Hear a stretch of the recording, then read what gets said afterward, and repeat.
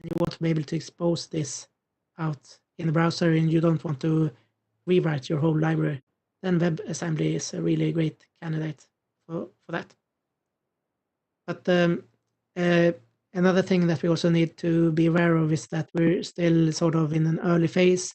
So there's a lot of tooling that can be improved because quite frankly, some of these tools are a little bit clunky to use right now and it's not super user friendly. But I think that this will also change with time. So to finish my presentation, I will also give you some references with some articles where you can read up more on WebAssembly, and you can also read a little bit more about Blazor if you're interested into that. With that, I hope that you find this inspiring and that you would like to find out more about WebAssembly. And if you want to reach me, you can reach me either on Twitter or you can send me an email. And I will be here throughout this remaining 3 days on the conference. I'll be both on the Slack channel. So if you have still have some time left here for questions, so you can write the questions either in the Q&A panel here on WebEx, or you can write some questions on Slack. With that, I would like to thank you all for your time. Thank you so much.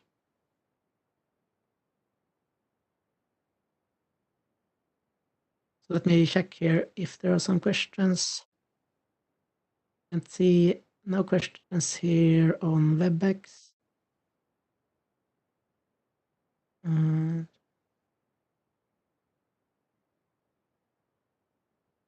No questions here on Slack. Well, you can just tag me on Slack if you have any questions regarding WebAssembly during the rest of the conference, and I will reply back to you.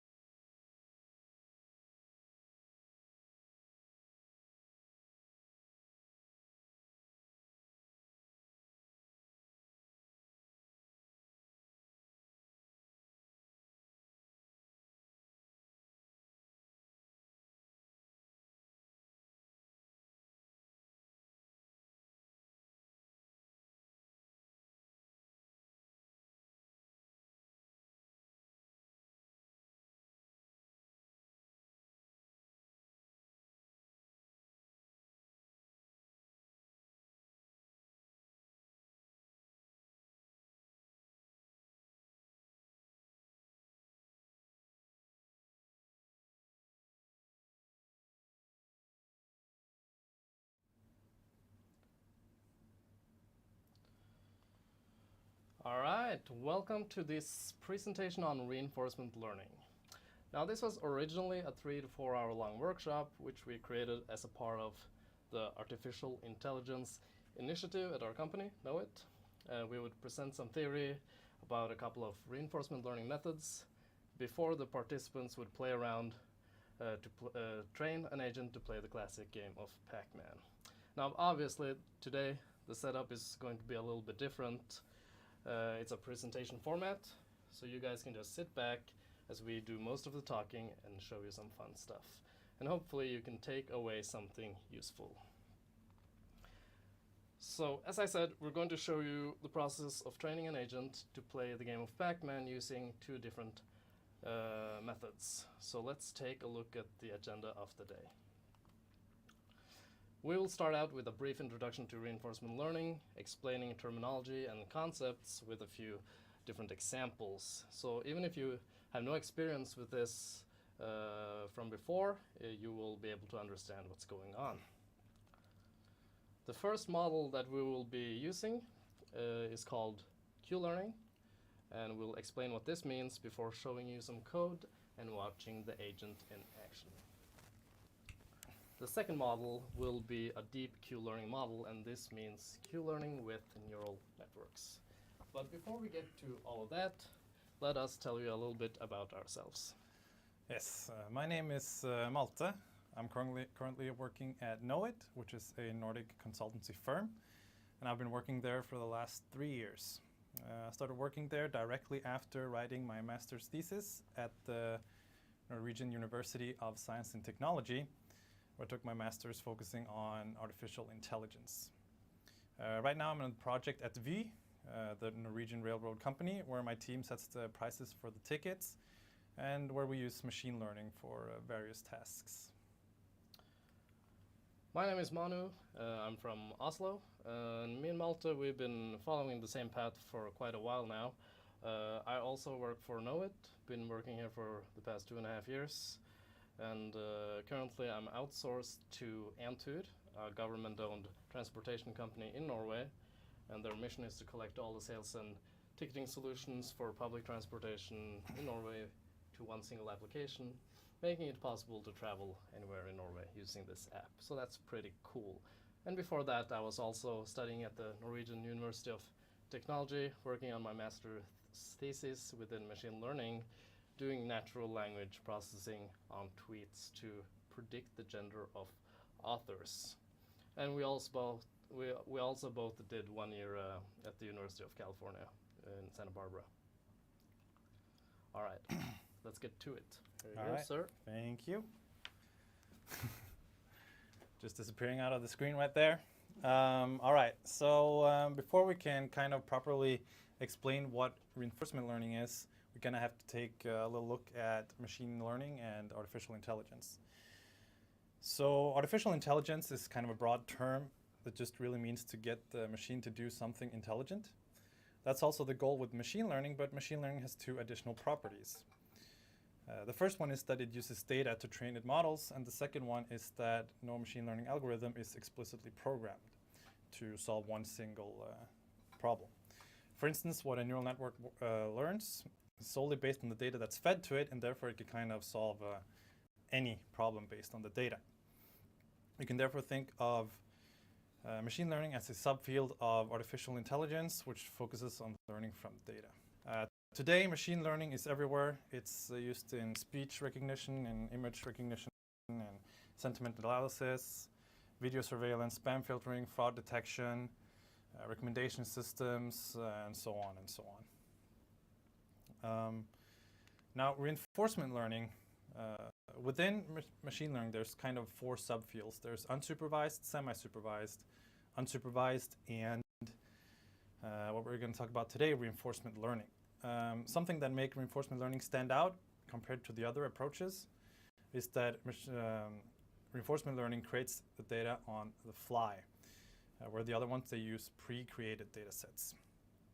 Reinforcement learning is used a lot in games, for instance in Atari, Shogi, Go, Chess, Dota, StarCraft, and so on. But these games are just meant as a stepping stone before going out into the real world. And today, reinforcement learning is used in fields such as medicine, finance, recommendation systems, and so on. Then we have to introduce some terminology here, 5 terms, so that everyone knows that we speak the same language. The first term is an agent. So an agent is a unit that performs actions. For instance, it could be a drone making a delivery, or it could be Pac-Man running around on the board. The second term is an action, and an action is a little bit self-explanatory. But it should be noted that the agent has a set of actions that it chooses from. For instance, in Pac-Man, it can either move to the left, up, right, and down. The third term is the environment, and that's the world where the agent moves. So the environment takes the agent's current state and an action as input, and then it, as an output, it returns the agent's reward and the next state. For instance, in Pac-Man, the environment is just all kind of possible maps that the Pac-Man can run in. The fourth term is the state. A state is a concrete and immediate situation where the agent finds itself in, and it puts the agent in relations to enemies and rewards and so on. Often it's a function of time, stopping time, and then you'll be in a given state. And finally, we have the reward that I briefly mentioned. Reward is the feedback by which we measure the success or failure of an agent. For example, when Pac-Man grabs a coin, should probably give a good reward, and when Pac-Man gets caught by the ghost, it should yield a negative reward. So reinforcement learning looks a little bit like this. If we start on the left here, you can see there's a state and a reward. This is fed into an agent. Based on this state, the agent chooses an action in the environment, and then the environment gives back the next state and the reward for that action that the agent performed. This then goes in a loop until you reach a terminal state, which, for instance, in Pac-Man, you either win the game, or you pick up all the coins, then you win the game, or you get caught by the ghost and then you die, and the state ends. So this is the first screenshot you guys see of the game that's made. So our colleague made an implementation of Pac-Man that we're using. So it looks like this. You can see the Pac-Man in the bottom middle here, the guy with the stake, and then you have the ghost in the top right. You have all these bricks surrounding it. That's where the Pac-Man or the ghost can't go. And then there are these gold coins that Pac-Man has to pick up to win the game.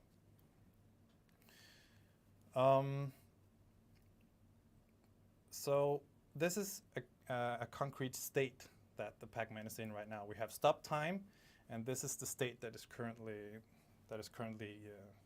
realistic. So when to get to the next state, Pac-Man has to choose an action into the environment. So we're going to choose an action, and then we can get to the next state. Now, so let's say you choose an action, and you go to the next state, and it looks like this. So we can see that the Pac-Man didn't really move. So it probably chose to go either up or down. You can see it again here. I went back, and then the Pac-Man doesn't move, but the ghost moves to the right. So Pac-Man chose to either move up or down. Then he just stays still in its place while the ghost moved to the right. The environment also gives Pac-Man a reward for this, but when Pac-Man didn't really do anything, not much of a reward is going to be given. Yes. So a couple of challenges of reinforcement learning. I'm going to talk about 3 challenges here. The first one is the exploration versus exploitation, where you have to escape the local optima. It's very important that the agent can search the whole state space, and that means that it can't take the optimal action at all times. I'll talk about that very soon. Secondly, there's the credit assignment problem, and it has to do with which actions are actually responsible for winning the game, right? You can play a game and there's 100,000 time steps, but which action actually led to winning the game? It's usually not just the very last one. And thirdly, there is simulated environments, because when you want to put something out in the real world, you have to kind of simulate it first in the digital world, which I'll also briefly go into. Yes, so the exploration versus exploitation. For this challenge, I'm going to use my puppy as an example. I got a puppy last summer. That's also called Summer. And we can think of that puppy as an agent trying to like maximize his rewards, right? He just wants to have as much fun as possible. So what you need to know before I go through this example is that I live on the 3rd floor, and when you walk down to the ground floor, you have to open a door to get out into a hallway. And when you open that door, you have 2 choices. You can either go to the left, which leads out to the backyard, or you can go to the right, where it leads to the gate and out on the street. So when he was little, we usually just took him into the backyard in the beginning, which meant that every time that we opened that door into the hallway on the ground floor, Summer would just immediately run to the left, right? Because he knows that the left is fun. He can be there. He can, run around. He can get dirty. He can chew on his sticks, and he can play. And he can have fun. And that's what puppies do, right? They always just exploit. They know left, really fun, great, let's go there. And so for him to also know that the right pathway might also be fun, we had to show him, right? So when we showed him that going out on the street could also be fun, he enjoyed that as well. And today when we take him out, it's a little bit 50-50 if he runs to the left or runs to the right. And that's the same thing can be, it's a problem in reinforcement learning with agents, because if you just walk to the right and you never, or walk to the left and you never even try to walk to the right, you're just going to think that left is the best. Even been to the right, you haven't explored that state space. So the easiest way to solve this is to perform a random action with a small probability. So for instance, if we had an agent that was this puppy, he would go to the left because he would exploit, but then there would be a small chance that he'll go to the right, and then he'll also explore that state space. For the credit assignment problem, we're also going to use my puppy. So when you train a puppy, it's important that you have a treat ready to give him when he does something nice. So for instance, when you tell him to get down, like this picture, you have to get the treat pretty quickly. Let's say that you didn't have a treat ready, and you then tell him to go down, and then he barks because you don't have it ready. Then he barks, and then you go get the treat, and then you give it to him. Now he'll start barking because the reward is delayed. He doesn't understand if he got the treat because he got down or because he barked. And he has a problem understanding which action actually is the correct one. And that's the same with agents, right? As I mentioned, in a game with 100,000 time steps, you can do something really well in the beginning of the game, and then you don't really get any reward before like 100,000 time steps later, right? And while we're on this topic, I'm also just gonna touch on reward shaping. So there are 2 kinds of rewards. They're sparse and shaped. The sparse rewards, also called a uniform assignment scheme, is simply where you give the agent +1 for winning and -1 for losing. You hope then that the right actions get credited more often on average because he'll win more games, hopefully. This approach kind of works on short games like Pong, and it's the optimal approach if you can afford the computation's patience, because it is really hard for the agent to converge. Actually, AlphaGo 0 was entirely trained in this fashion, with only +1 and a -1 reward signal for winning and losing the game. The agent becomes very sophisticated and can find the optimal solution, but as I just said, it's really hard to converge. One way to address this challenge of long horizon and credit assignments is to do something called reward shaping, where you break down all the rewards or the rewards into small pieces to encourage the right behaviors at each step. So for instance, in Pac-Man, you can like say that, okay, well, you get 1 point for picking up a coin, and you get a -5 for being caught by a ghost, right? And then we also have a move penalty, 0.1, for instance, because we want the Pac-Man to solve the game as fast as possible. Now this makes the agent a lot easier to converge, but he doesn't really get that smart because we decide what is good. We don't just say win the game, we say go pick up coins and don't die, right? Yeah. Another problem with shaped rewards is that it is really hard to actually come up with these values. Like, why should he have +1 for coin and a -5 for dying? Why not a +2 for coin and -14 for dying, right? So these are different to get, and you just have to try your luck here. And the third challenge I was talking about is the simulated environments. So on this picture, you can see the Brio maze game. A couple of colleagues of ours made a computer-controlled Brio maze game where you can control the game via Xbox controllers. Now let's say you want to do reinforcement learning on this, because it fits pretty good in reinforcement learning, right? The agent could be the ball or the board, and you have a lot of trial and error, right? You can play a game and then you can start over and then you can play a game. And you have a lot of time steps, right? You can kind of freeze time if you have a computer model. So let's say you want to make an AI for this. One idea could, for instance, be to build an elevator for the ball, so when the ball falls down in one pit, it automatically comes up and elevated up to the starting position, and then you can try again. But let's say the average game, for instance, before he wins or loses is about 10 seconds, and let's say you have to train for 50,000 games, right? This results in the game just constantly playing for 347 days straight. So that obviously is not really feasible. You know, the game is going to be taken for a year, you know, interrupts can happen, you know, and so on and so on.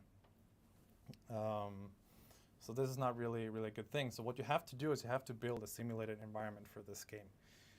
And the simulated environment has to be really realistic. You have to have the right friction between the ball, the material of the ball, and the material of the maze. And you have to really spend a lot of time to make this realistic. Another thing is that, let's say you want to make a self-driving car, you know, and you just have a car and you just put it on the street and it tries training, right? And suddenly you'll run over some person and you'll be like, oh, bad car. Oh, we'll just start over. It's fine. You know, and then you'll just run over a lot of people. So it's not feasible, right? You have to build a simulated environment because it's better, it's more safe for the humans, and it has to be able to run fast. So you can run many hundreds of thousands iterations usually.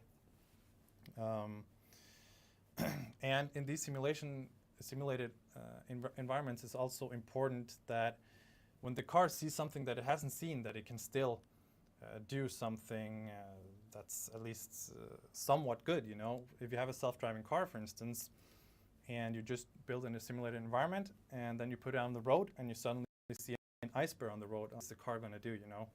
Or, for instance, if suddenly a plane lands in front of you on the highway, what is the car going to do?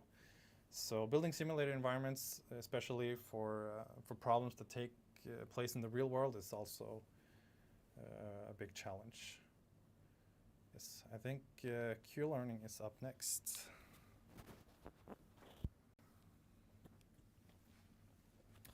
Thank you. Just gonna put this mic on.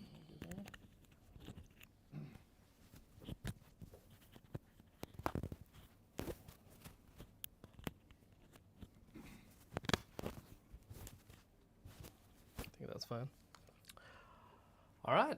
Hopefully you now have a basic understanding about what reinforcement learning is about. Now I'm going to get more into how Q-learning works before we apply this knowledge to train an agent. So what is Q-learning? Q-learning is an algorithm which learns Q values for state action pairs in the environment. Now what does this mean? Well, it means that for each possible state, there are a set of possible actions, and for each of these actions, the agent will learn a Q value. A Q value is a measure of utility or the quality of an action in a given state. It's a measure of how good it is. So you can view it as an estimate of the total amount of reward that the agent may be able to acquire by performing this particular action in this state right now. And in the end, the agent will use this as a policy of how it should interact with the environment. So when you have a fully trained model, the agent will perform the action with the highest Q value for the state it is in. So this is a lot easier to explain if I use a simple example. And the thing is that this pandemic thing, it really ruins the setting of my example. So let's just for a second assume that it never happened, right? The pandemic never happened, and we're all in Oslo, and you're all hanging out at the NDC conference with a lot of nice people. So let's say after a long day at the NDC conference, you're really looking forward to having a beer with all the great people that you met. So that smiley face right there in square 0, that's you. And the bar that you're trying to get to, that's in square 8. And let's say you've never really been in Oslo before, and you don't have a map for some reason, so you're just going to roam around these squares until you find this bar. So to be able to learn from your mistakes and also your correct decisions, we need a measure for success, and that's where these rewards come in. So if you get to the bar, let's say you get 20 points. On the way to the bar, you could end up at the food court where you have some food, and that's 5 points because it's always better to drink after having some food. Never drink on an empty stomach, right? You could also be unlucky, and then you could end up in Agerselva, which is a river that runs through the middle of Oslo, and you get minus 20 points. We also have a move penalty of minus 1 point, and this is because you want to get to this bar and have that drink as quickly as possible. You don't want to roam around the city for too long. And also because practice makes perfect, you will try to find this bar a certain number of times, and each of these tries, they're called an episode. And squares 4 and 8, they're called terminal states. That's where an episode ends. So we will keep track of these Q values for each action in each state using a dictionary. In the beginning, we will have an empty dictionary, which means that the Q values are all initialized to 0. And then following the execution of an action, the Q value for the action that you chose in the state you were in needs to be updated with the new information that you have gained in the next state. So you perform an action in this state, and then you end up in the next state. We will do this using this kind of complicated looking formula, which isn't really that complicated. We just have to take it apart a little bit. I'm not going to get into the details of the mathematics and why it looks like it does, but I'm going to explain the different parts of it. So to update the Q value for the state action pair, we will take the old Q value, and then we will add the reward that you gained in the new state. We will also add the estimate of the optimal future value, which is a really fancy way of saying take the highest Q value for the state you ended up in. And then we will subtract the old Q value. Then you also have a couple of constant factors here. These values are usually between 0 and 1, and they're used for scaling. The discount factor is used to scale down the entire update. The discount factor is used to scale down the Q value from the next state, and we do this because we value the reward that we receive right now higher than the potential amount of reward that we may receive later. So reward now is better than maybe rewards later. And then you have the learning rate, which is something that's used in many machine learning algorithms. It's another scaling factor which is used to scale down the entire update value. During training, we want to update the Q values iteratively and slowly so that we can gradually close down in on the optimal Q values. If we do not scale down, the Q values may change too much at each step, and the agent may not be able to learn anything useful. If we look at the loss or the error made by the agent as a function of the Q values, then what we're trying to do, looking at this graph, is that we want to find that bottom point, the minimum point. So if we change the Q values too much, by a large amount every time, then we might bounce back and forth and miss out on this minimum point that we're trying to find. On the other hand, if we do this slowly and just update by small magnitude every time, then it will be easier to find this minimum point, even though it may take a little bit longer. So, knowing all of this, let's do a test run with our example, right? So in the beginning, you don't really have any knowledge about the environment, so you're just going to pick a random action, and you might end up in state 3. And so we update the Q value for going to state 3 from state 0. Similarly, we might end up in state 6, so we update that particular Q value. And then this goes on, and at some point, we'll end up in a terminal state. So as you can see, the magnitudes of these values, these numbers, they reflect the amount of positivity or negativity that resulted in picking that particular action in those states. So this is going to go on for a while, right? When the episode ends, you start again, you explore the environment for many, many episodes, and you're just trying out, seeing what's going on in this environment. And at some point, these values are going to converge until that path towards this bar is as clear as it can get, where you can have that rink. And this is essentially what we're going to do with Pac-Man, though Pac-Man differs a little bit because the game is more dynamic. You have these ghosts, so you have the multiple entities in addition to the Pac-Man, but the general idea is the same. You have a grid-like board, and there are different states. It's just that you have the states depends on where the ghosts are located, in addition to the Pac-Man, and also these coins that the Pac-Man can pick up. So we did this project using Python, which is very common for machine learning projects, and we also used TensorFlow, which is Google's machine learning library, and we used Keras, which is a wrapper around TensorFlow, which makes it a little bit more user-friendly. This was a lot more relevant before, I feel like, because TensorFlow, the last few versions have been a lot better when it comes to user-friendliness than back in the day. So what I'm going to do now is show you a little bit of code, and then we can watch the agent in action. So let's head on over to the code.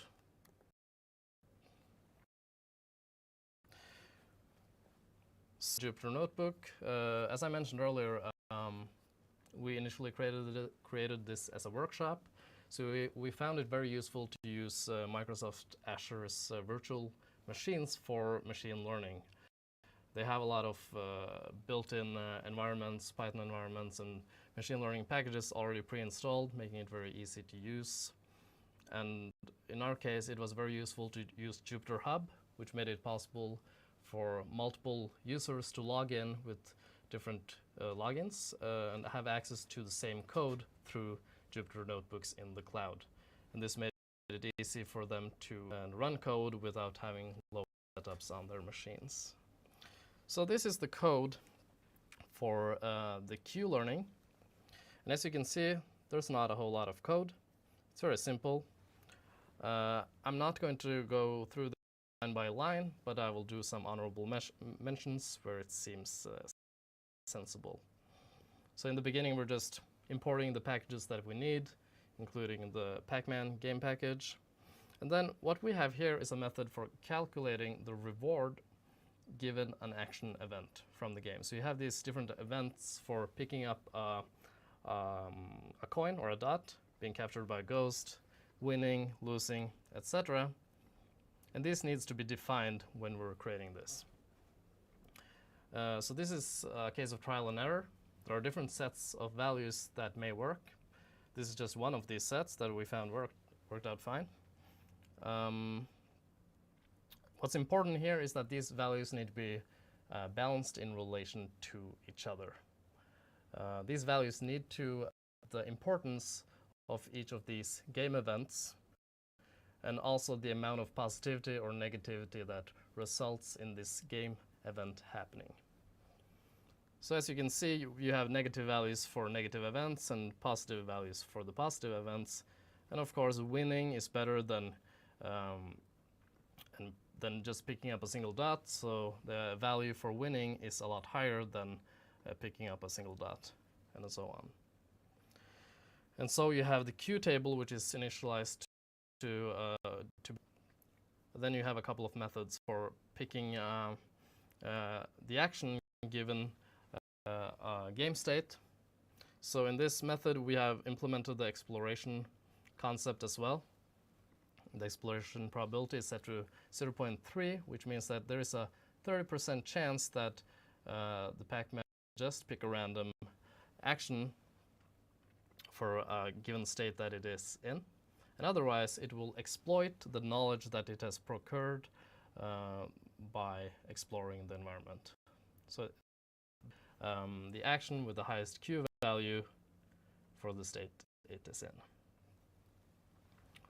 So in the training method here, we have defined the discount factor and the alpha, also known as the learning rate.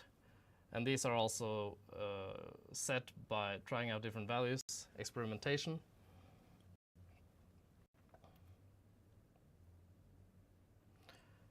And then the training process consists of running for a certain number of episodes where the agent picks an action in the state it is in. And then the game will return a new game state and also an action event describing what happened in the game. The reward is calculated given the action event, the game event that happened, and then this can be used to update the Q value for the action that was picked in that particular state. So this is just an implementation of the formula that I showed you earlier. And then in the end, the model is saved to a pickle file, and we can use it to see how it performs in the game. So I'm not actually going to train any models now. It can take some time. Some of the models we trained were trained for several hours. So we have some pre-trained ready to go, and we're just going to get on to showing you those instead of spending time training any models here. So you've already seen how what the game looks like. So I'm just going to run the map that we showed you earlier once, where we just let the Pac-Man pick a random action. And I'm going to show you this so that you have something to compare with when I show you the model that has been trained.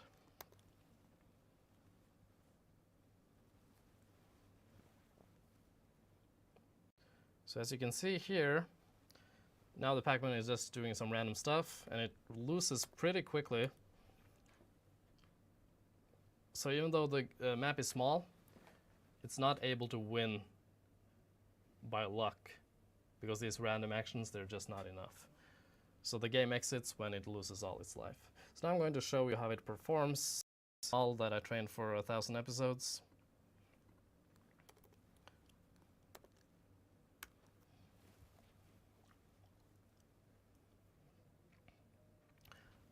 So here we can see quite clearly that it knows what it's doing compared to the random agent. So here we can see that it's actually able to avoid the ghost, and then it does kind of different stuff on each run. So the behavior can be different at sometimes, but clearly it's able to win compared to the random model. So in this case, we see that it's kind of probing, trying to go to the right, but then it's kind of staying away from the ghost instead of going right into it, and then it changes direction when it gets chased by the ghost. So we actually have a bigger map, and I'm going to show you what that looks like.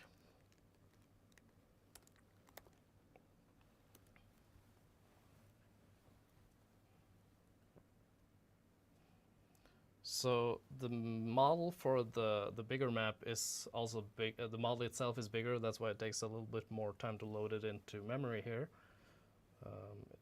I think it's around 300 megabytes, the one I trained for 100 episodes, compared to a few kilobytes, the one for the first map. And here we can see that it's okay. It's actually performing better now than I've seen it do before, actually. But still, it's not really doing. Actually, it's a lot better than what I've seen before. It never gets this far with this model. That's kind of special. Huh, interesting. Usually it just kind of goes back and forth from the starting position, and it's not really doing anything sensible, and it almost looks kind of random. But at this point now you can see that it looks pretty random. So obviously it needs to be trained for much longer, even though it was performing a lot better than I expected. So I only trained this model for 100. Training for more episodes, and it's a little bit more problematic than that, right? So I tried to train it for 1,000 episodes, and it didn't really work out pretty well. And I'm going to head back into the presentation and explain to you why that is not going to work out well. So I'm just going to, there we go. So the first map, it has 12 legal positions for the Pac-Man and the ghost. And with those 5 coins, this results in approximately 4,200 possible states. Actually, it's a little bit more because the absence of a dot is a different state than when it is present, and there are different permutations of these as well. But approximately 4,200, and that number is fine. It's very manageable, right? Then you have the second map, where you have 68 legal positions. You have 2 ghosts. You have the Pac-Man, and you also have around 50 coins, I think. This results in 2.7 times 10 to the 21st possible number of states. And that's a pretty huge number. The problem with Q-learning is that it doesn't scale well as the number of states increases. So as the number of states becomes pretty big, the problem essentially becomes infeasible, because you have to train it for many episodes for the Pac-Man to be able to explore the environment enough to map out all the different board configurations. And this makes the model really big. The model that I trained for 1,000 episodes was approximately 3 gigabytes big, which is 10 times bigger than the model I trained for 100 episodes. And I don't believe I've been able to load it into memory for it to be able to run at all. And this is why we need deep Q-learning to solve this problem. So I'm going to give this back to my buddy over here.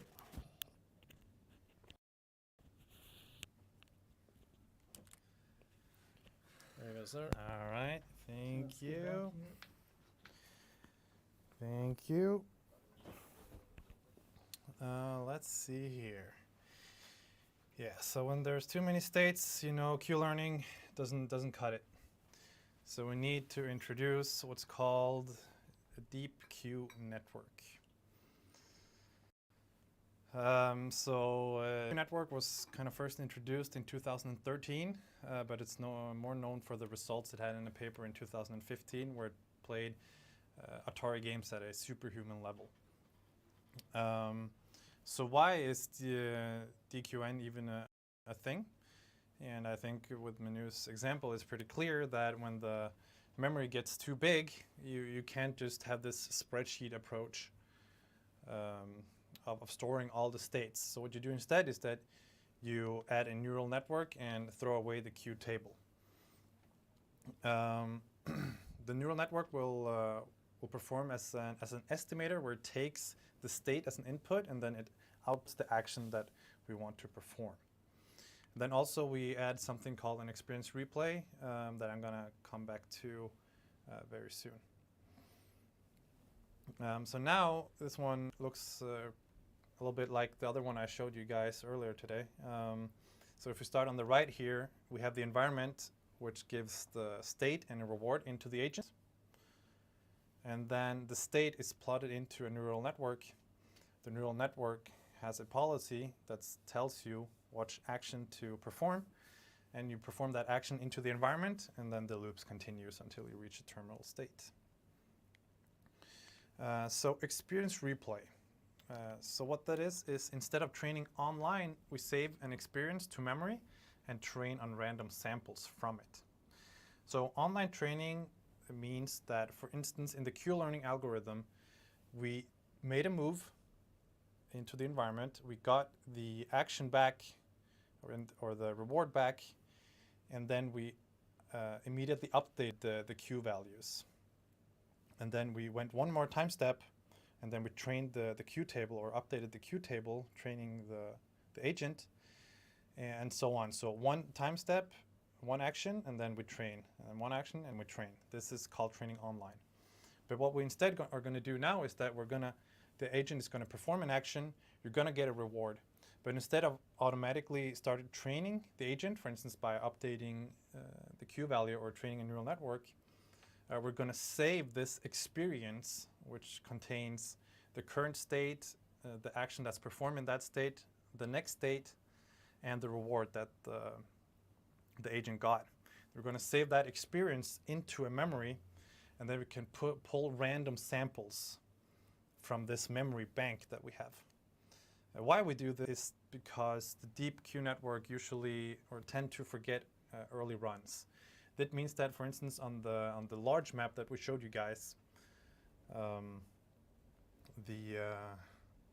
the agent starts figuring out how to solve the first part of it, then when it starts like on the mid game or the middle part of the map, then when you train this on neural network, the neural network kind of tends to forget how to solve the early stages of that map.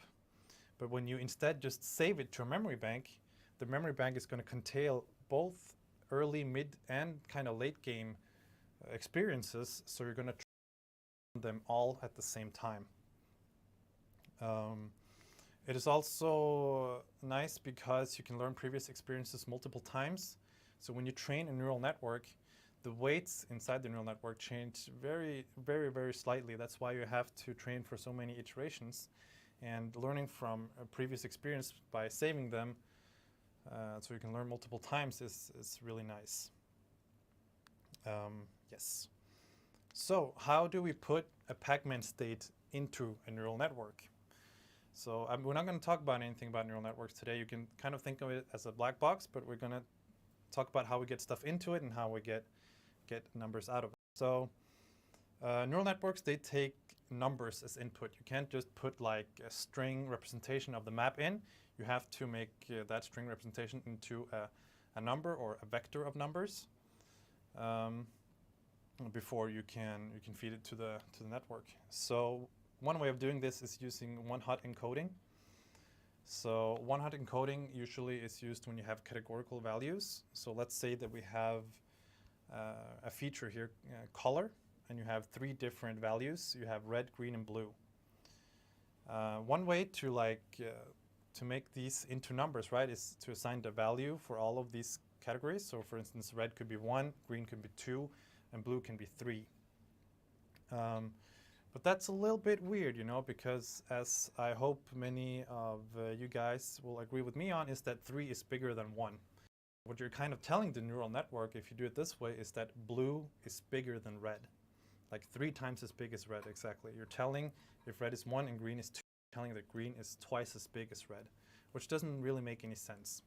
So instead of just assigning them a number or an integer, you make a vector instead. And the length of the vector is how many different kind of categories you have in your feature. So we have 3 different categories here, possible values for the categories.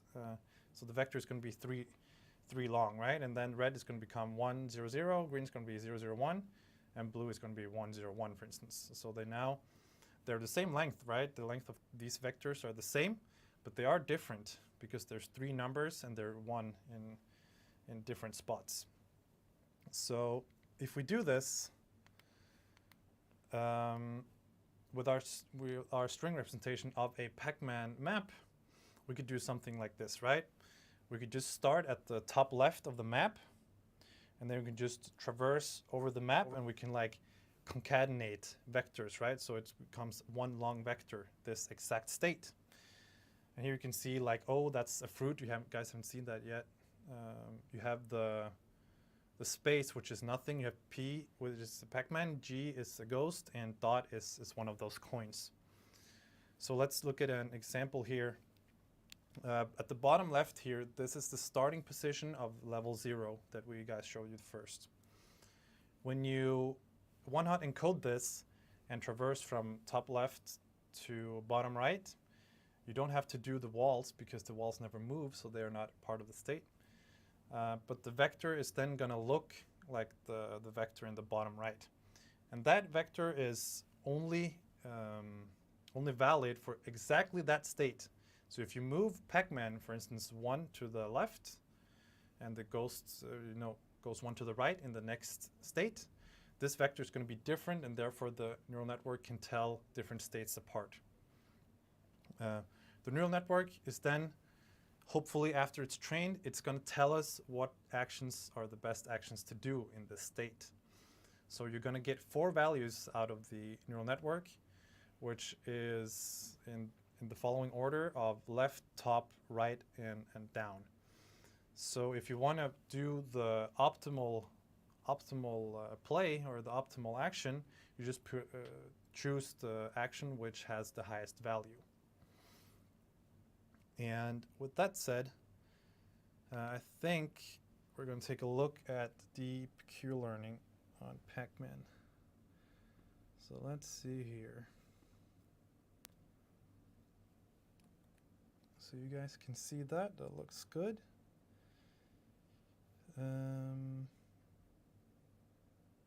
Yeah, so I'm gonna take a look at this. Yeah, so we're gonna look at the code in here and not in Jupyter. So here you have the one-hot encoding. We already saw that.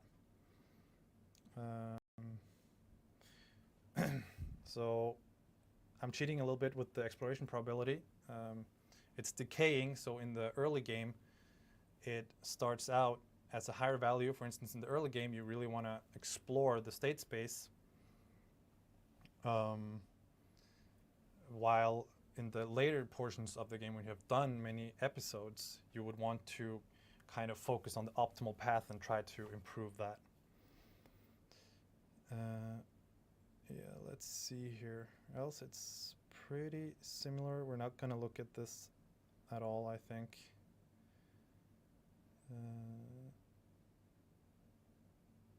Yeah, I think that's about it.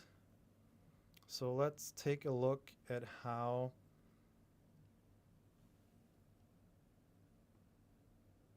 one second here. Let's take a look at how the Pac-Man agent on the level 2 that we guys showed you, not the first one, but the second one, how it performs when it has trained for, let's start with 500 episodes. Was it Command 8? Yeah, it was. Yay. So let's see here. So now it should run with the deep Q, and then we can just start it like this. Yeah, so now this is after training the Pac-Man for 500 episodes. So we have 500 times either won or lost. And using a neural network, it starts instantly. The neural network doesn't actually get bigger The bigger state it has, it just depends on the size of the neural network. So it will just instantly load. So the trade-off here is obviously if you have the spreadsheet approach of the Q-learning, you will have perfect accuracy, right? Because you will have in exactly each state, you'll have what is the best move. But with the neural network, you kind of trade memory for accuracy, where you have to train the neural network to become as accurate as possible. So yeah, you can see here that after already 500 episodes, the Pac-Man performs pretty well. It doesn't solve it, but it's doing pretty well. Let's look at 1,500 episodes.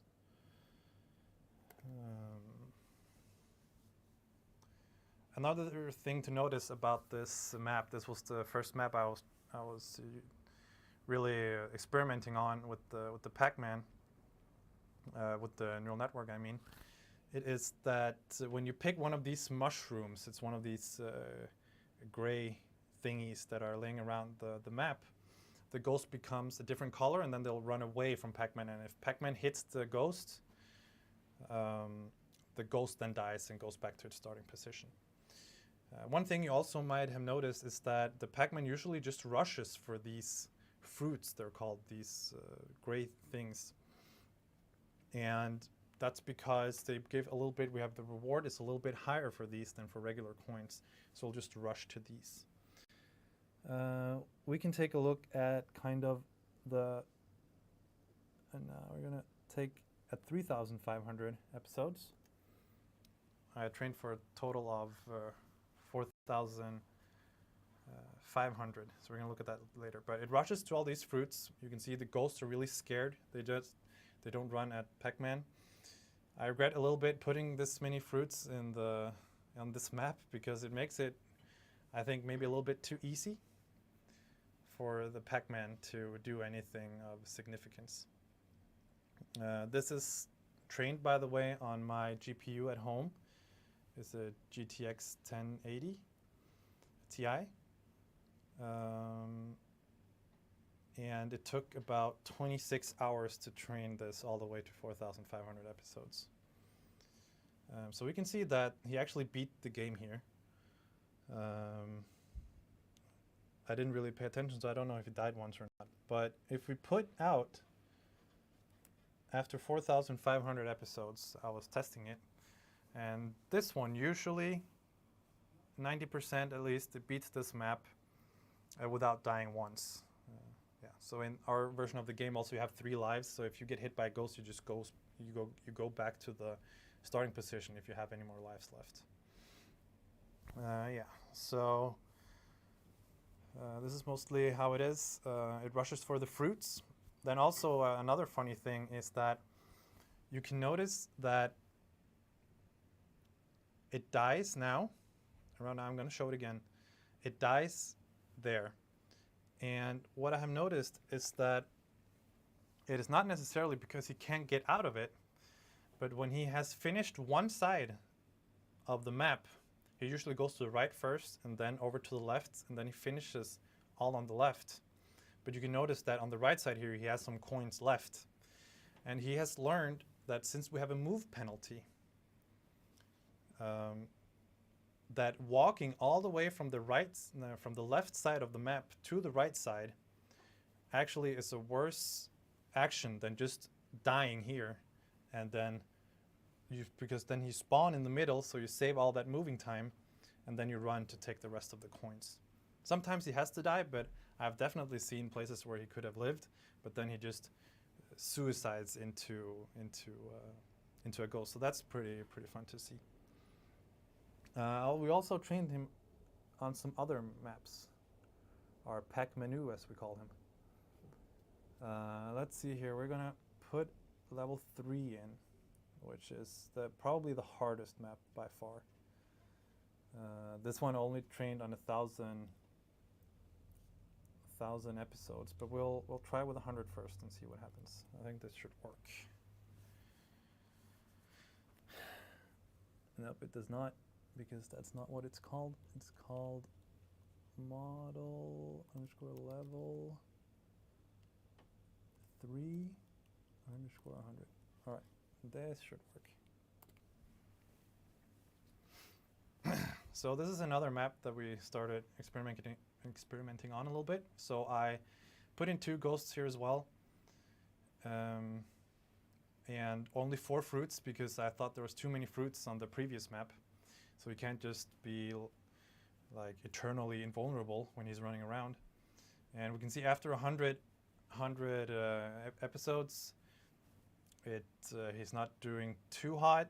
He can kind of get some of the coins, but yeah, he can't even get all the fruits.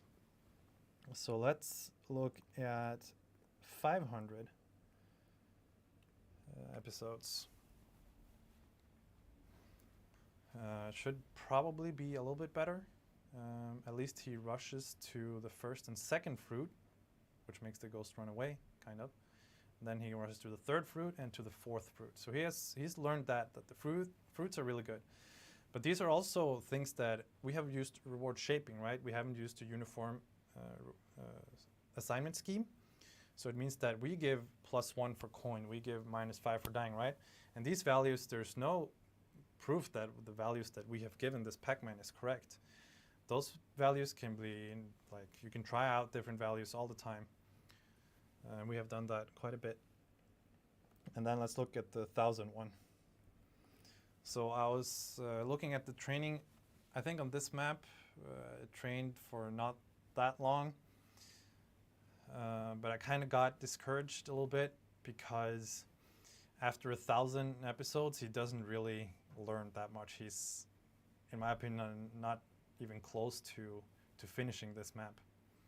There he dies once, and then he dies twice, and then 3 times. And if you compare it to the previous map, after 1000 episodes, he could beat it sometimes. Yeah, so definitely some improvements is needed for this one. It's also a really hard one. I think if the ghost just plays optimally, I think maybe it's probably impossible for the Pac-Man to win. So I made another map, which I'm just going to show you guys, which is a little bit easier. And I trained for 4,000 iterations. We have 1 minute left, so I'm going to do this. 4,000 iterations. Did I do that correctly? No, I did not.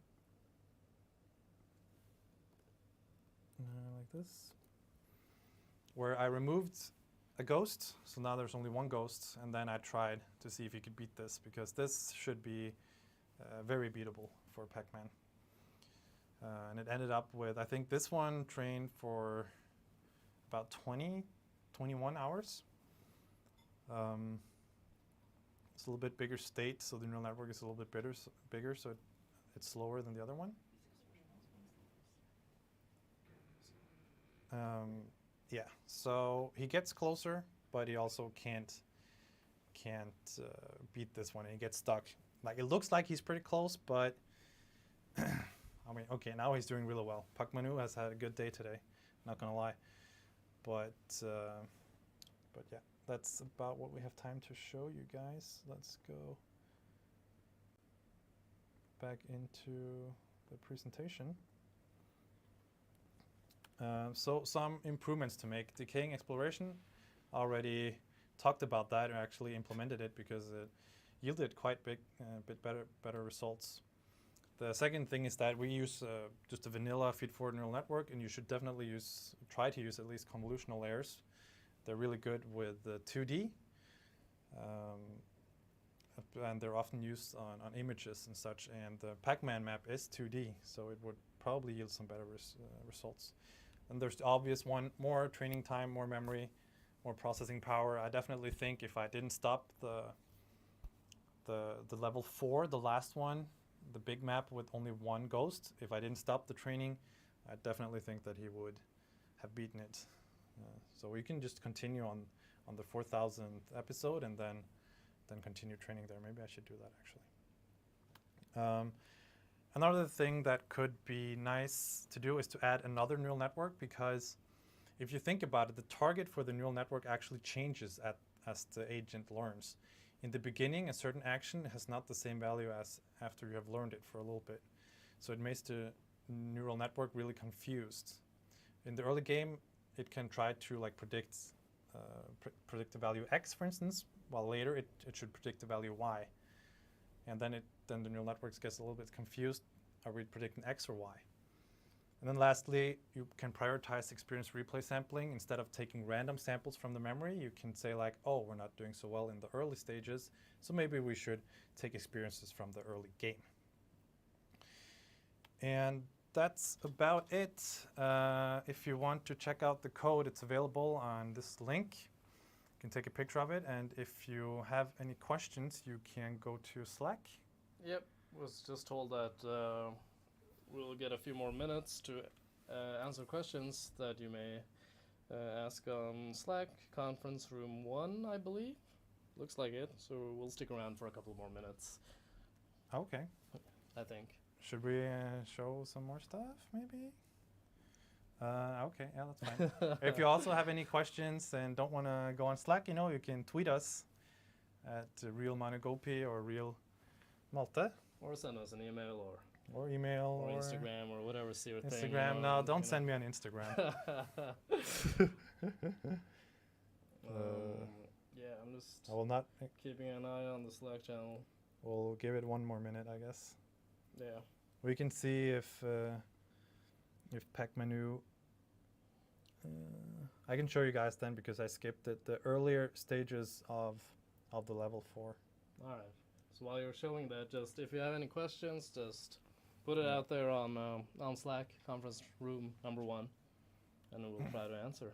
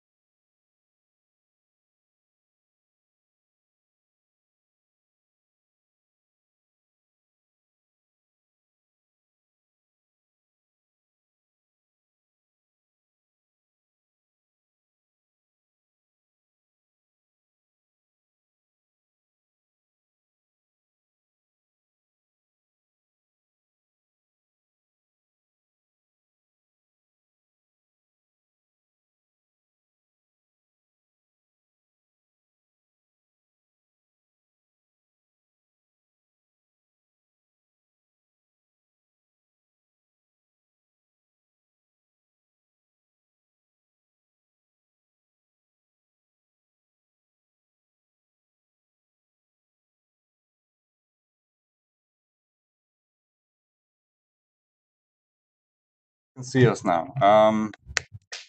Yeah. All right. Welcome to our workshop, Capture the Flag.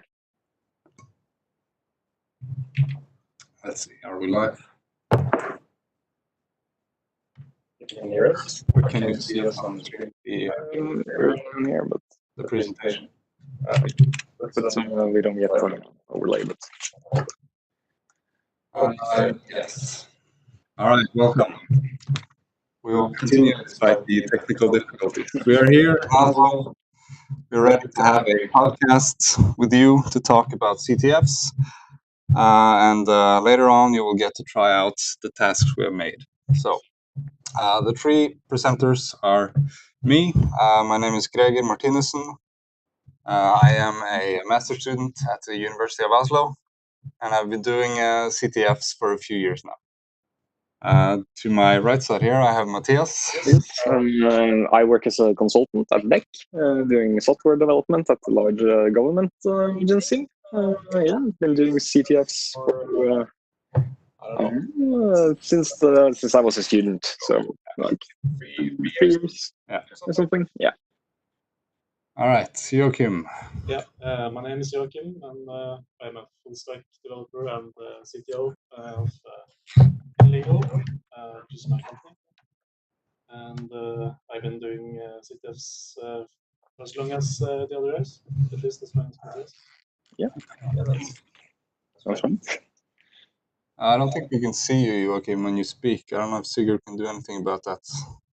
I have a beautiful man next to us here. All right, let's just, there we go. That's beautiful. Okay, go to the next slide. The idea of how we would conduct the session is much like a podcast. Initially, we were going to do this in person, and we're hoping to meet a lot of you so we could do a short introduction about the topic and what we're doing, and then walk around and help you do these challenges that we're going to present. So since this is online, we'll just have to improvise, and the second half of this session is dedicated to doing tasks, and we've set aside some whereby rooms and a Discord channel.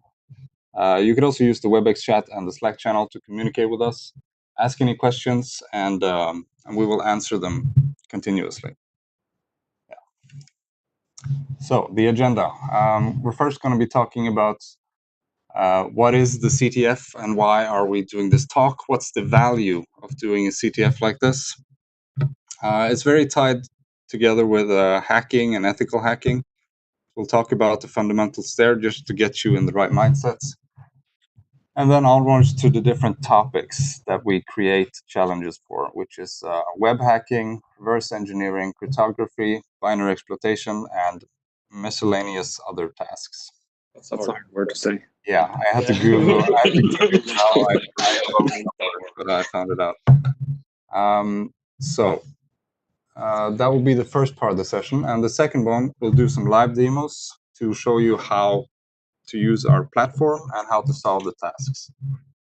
And then after that, we'll set up some whereby rooms and put the links in the Slack channel so you'll see it. And then we can help you in a more intimate kind of way. Yeah. All right. So let's start. Capture the flag. It is a competition, and it revolves around creating solutions for info security problems and solving them in a competitive environment. I mean, if you're not the competitive type, you can still join and don't mind the rankings. We don't have any prize. There's just honor and glory in winning. Yeah. So the main idea is emulating common security vulnerabilities, how to exploit them, and by continuation, how to avoid them in the first place if you're a developer. So the reason behind this, it's supposed to be a fun way to learn and improve your skills. And seeing as most of you are developers or system administrators or what have you, there are many reasons to try out this format. So improving your security skills is obviously one of them. if you're not too interested in the technical part, at least you will learn the lingo and the technical jargon. So you'll know what people are talking about when they say a stack-based buffer overflow and code injections. So, and another part would be your own enjoyment, because we all do CTFs regularly, and we host workshops and we teach people these things because it's a fun thing to do. I think it's a really great learning experience because often in CTFs you are faced with tasks where you have absolutely no idea what you are supposed to do, and you just need to like keep digging and digging until you figure it out, and you end up learning a lot of new stuff you wouldn't otherwise learn about in the end. Yeah, exactly. So it's a fun way to learn, and it's a very interactive way to learn. So there are areas to apply these skills. There are bug bounties, which for those of you who do not know are let's say a company has released some new software and they wish to test it out. So they open it up to the public and they say, hey, try to hack us. And if you find anything, write a short report on it and you'll be rewarded. Yeah. There's money prizes and there's a glory if they link you to their website. Of course, the most relevant one would be secure development. So what we will go through here are the very common, especially web app vulnerabilities and the common pitfalls that you can fall into. So by doing tasks to exploit these vulnerabilities, you learn that when you're developing, you learn how to avoid them in the first place. That's really the goal. And of course, pen testing. I'm sure we have a few pen testers here, and the CTF emulates pen testing in some ways, but it's also a much shorter format because pen testing can take a lot longer time, and you have to write a long report. But some of this is very similar. I generally find that CTFs hold your hand in a much greater extent, and they kind of lead you towards the correct answer. I think that's very indicative of a good CTF task. That it's kind of it has little information, and then you can work with this little information that you get. You can like continue to make progress. Yeah, I feel like in a CTF you would clearly know if you're making progress, but maybe if you're doing a testing against someone's system, then it's not as easy. Yeah. The tasks we made have solutions, and that's not always the case in pen testing. You don't find necessarily the exact flag that you're looking for, but yeah. And another important thing about this is when you're solving the task, you're presented with the system and the problem, and you have to do a lot of digging. You have to read through documentations of certain frameworks and learn a lot about a system to find the vulnerability. And this process encourages and fosters, you might even find new vulnerabilities that we didn't even account for. So it's a very useful skill to have, to be able to look through a system and find out where it could be vulnerable and then to exploit it. All right. So hacking fundamentals. There are two basic steps of hacking, so anyone can do this. It is the recognizance, the recon, where you gather information. This could be technical information about the servers and what version of Apache they're using. It could be information gathered about the company that you're hacking. A common example is that many passwords used in large companies could be the company name and the month that the password is set to. So gathering information is always the first step. You have to know what system you're up against, what version, what framework, in order to know how you're going to do the second step, which is the exploitation. That reminds me of one of the first professional like development jobs I did. I did a WordPress site or something, and I think the default where the credentials were admin and winter, and the year was winter. I was shocked. I didn't realize that this is actually something that people do, but actually they do. That's very common, unfortunately, because you have a lot of password policies nowadays that require you to change them every 3 months. And I don't really see the reason for that, because we've seen time and time again in these password leaks by Troy Hunt that people just update it to a simple whatever password from that month, their cat name or whatever from that month. Just add one on in the end of password, and then it's a new password. Yeah, and you could.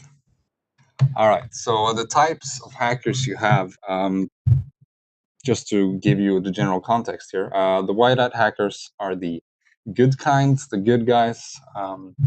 They do penetration testing, and they don't have any malicious intent. They can have many resources, and their intent is not to deface a site or any monetary reason. Then you have gray hat, which is sort of in the middle. Can play a bit on both sides, and the black hat hackers, which could be, malicious after money or just after chaos. There are a lot of people that just find a let's say a WordPress vulnerability, and just because they can, they will deface it if they can. So There's also a lot of automated scripts going around. Like if you have something open, eventually someone is going to try to run some like script from a box. And There's WordPress web scrapers that just try to hack every site that runs WordPress if it can find it. yeah, that's a bit of the problem now. There are a lot of tools freely available to people, and to many of those who don't know what they're doing, they could cause a lot of harm with this. All right, let's just get the slides back up here. Yeah. All right, we're gonna share this microphone here. Yeah. So I would say that any system is created by people, and like any physical construction, it has weaknesses. So hacking is primarily then about finding the way into the system, because there's always weak points, and a lot of this is caused by the what would you say? People make mistakes all the time. You have bugs. yeah, I mean, and you human have error. flaws. It just happens. It's unavoidable. It's inevitable. Yeah. So, and this is the golden nugget for the hackers. Yeah, That sounds really funny. yeah. Typical weaknesses, let's say on a website, is bad configuration. This could be when you use, let's say my router at home. If I didn't touch it, it had the default credentials, which were admin. And a lot of server frameworks have the same problem. If you don't configure it, or if you configure it poorly, the access, you could easily have access to it. Yeah. Of course, as we mentioned previously, weak passwords.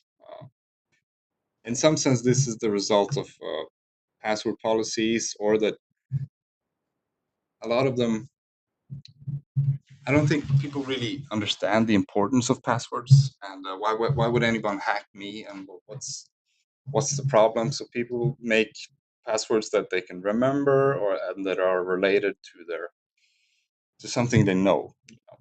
So there are a lot of weak passwords, and Troy Hunt is the expert of just showing how big of a problem this is.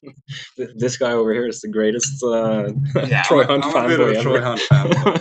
And probably many of you were at this Hack Yourself First workshop that he had yesterday and the day before, and we're gonna tap into that, because he went through a lot of cool concepts, and we're gonna give you the opportunity to test those skills in this workshop that we created.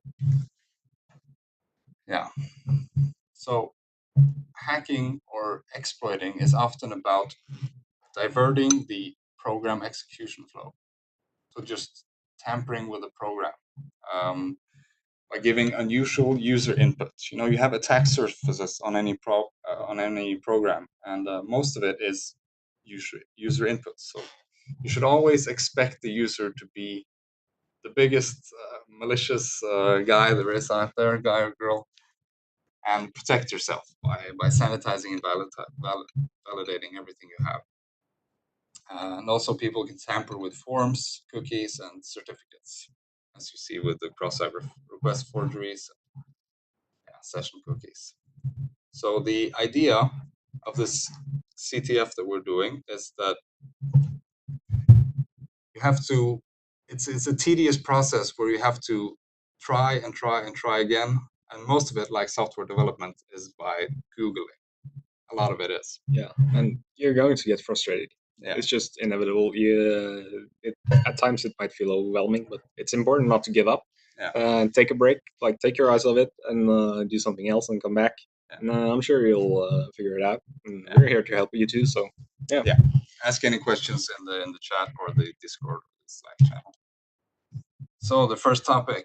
That's Joachim's. Yeah, or Joachim, is it yours? I don't remember. Yeah. It's yours. But Okay. Joachim is the expert on this topic. So the OWASP Top 10, or now the ASVS 4.0, which has surpassed it. There was a cool talk yesterday or today about the transition from the OWASP Top 10 to the ASVS. But web hacking is largely connected to the OWASP Top 10 because the most common vulnerabilities on web apps are listed there, and it accounts for around 95% of all the exploits. So many of these tasks we have created are centered around the common vulnerabilities that you've read about in the OWASP Top 10. So I'm sure everyone knows this, but just to recap, it's the basic structure of the internet nowadays. You have HTTP commands, get, post, and you also have delete, and delete, puts, patch. But the most common ones in CTFs are get and posts. So the simplest form of hacking, I would say, is the client-side bypass. It's basically that any forms, drop-down tables, or password fields that are sent to you, sent to your browser, can be edited by you. So you can tamper with forms, you can add items to drop-down tables, and you can manipulate the password fields. And most of the configuration nowadays are done in the server backend, so you can't do too much damage. But you can have a badly configured website that has too many things on the client side. Actually, I have a little funny story. I hacked my printer not long ago, and I discovered that it does the password hashing client side. So effectively, it's storing the passwords in plain text because you can just make a HTTP request with the hash. Yeah. Because they do it client side, and then if you have the hash, then you can just authenticate. That's ridiculous. What printer was this? What is it's some old can printer. Yeah. So, next podcast episode is about Matthias printer. So you manipulate the things you see on your client through your browser in the view page source or the inspect element, and you can edit the HTML if you have some skills there. And also there's a program for automating this process of sending HTTP requests, and that's Burpsuite. And we'll come back to that because that's a very useful tool in testing your website and solving CTF challenges regarding web hacking. All right, cross-site scripting. We're just going to go through the basic topics here, and then we'll let you loose on the tasks. But cross-site scripting also is one of the more prevalent of the OWASP Top 10. It has been a problem for as long as the internet has existed, and it's basically a script injection that you do in browsers that enable you to write JavaScript or HTML that can be that can affect how the site loads on your, and you even have the server side XSS. Oh, where you get to inject the code. Persistent XSS? Yeah. Yeah. So if you successfully inject code into the server, then any website displayed by that server can be affected by the script, and you can do a lot of damage. Yeah. So this you can also do in the browser. And now to the most common and maybe the most known injection, which is the SQL injection. It's also prevalent in the OWASP Top 10. For those of you who haven't seen a SQL query before, it looks something like this. So if you're doing a login page, the common backend would create a SQL query that looks like select everything from users where the username is some user input, let's say John Doe, and his password is QWERTY, because that's a common password. So the way you would exploit this, if it's configured badly, is that you would try to bypass the what would you say, the string. Okay, here's the mouse. Yeah, I'm not sure if you can see the mouse here. I think I can. If you have a username and password field, you can type in John Doe or maybe even admin. And then the whole goal is to bypass the true nature of the query, because this the username has to match and the password has to match. But the user input is put in between these two quotation marks, and you can in simple configurations you can escape this by typing your own quotation mark, and then you're out of the string and you're directly interacting with the script on the backend. So what you would want to do is to create a true statement here, and an example of that is you can check the password or 1 = 1, and that would in essence make the whole query return true, and then give you access to the John Doe or the admin user. And notice we don't have the final quotation mark because that's added by the server backend. Yeah, if it's configured badly. Yeah.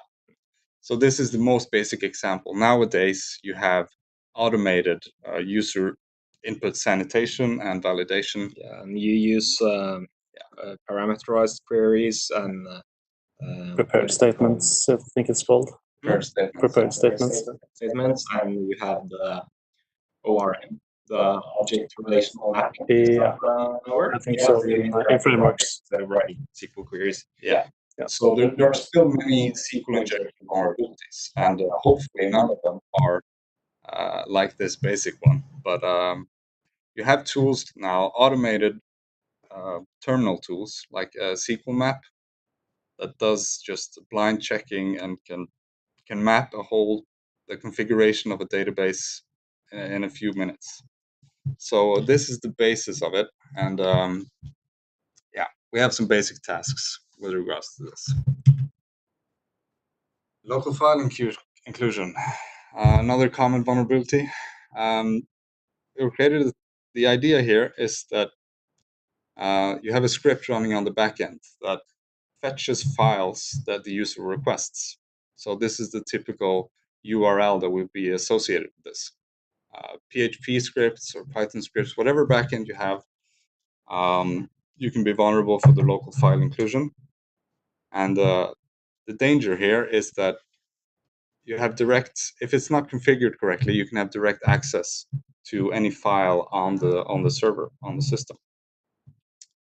Yeah, so in our case, you're supposed to find a flag, and yeah, we have set up poorly configured servers so that this is possible.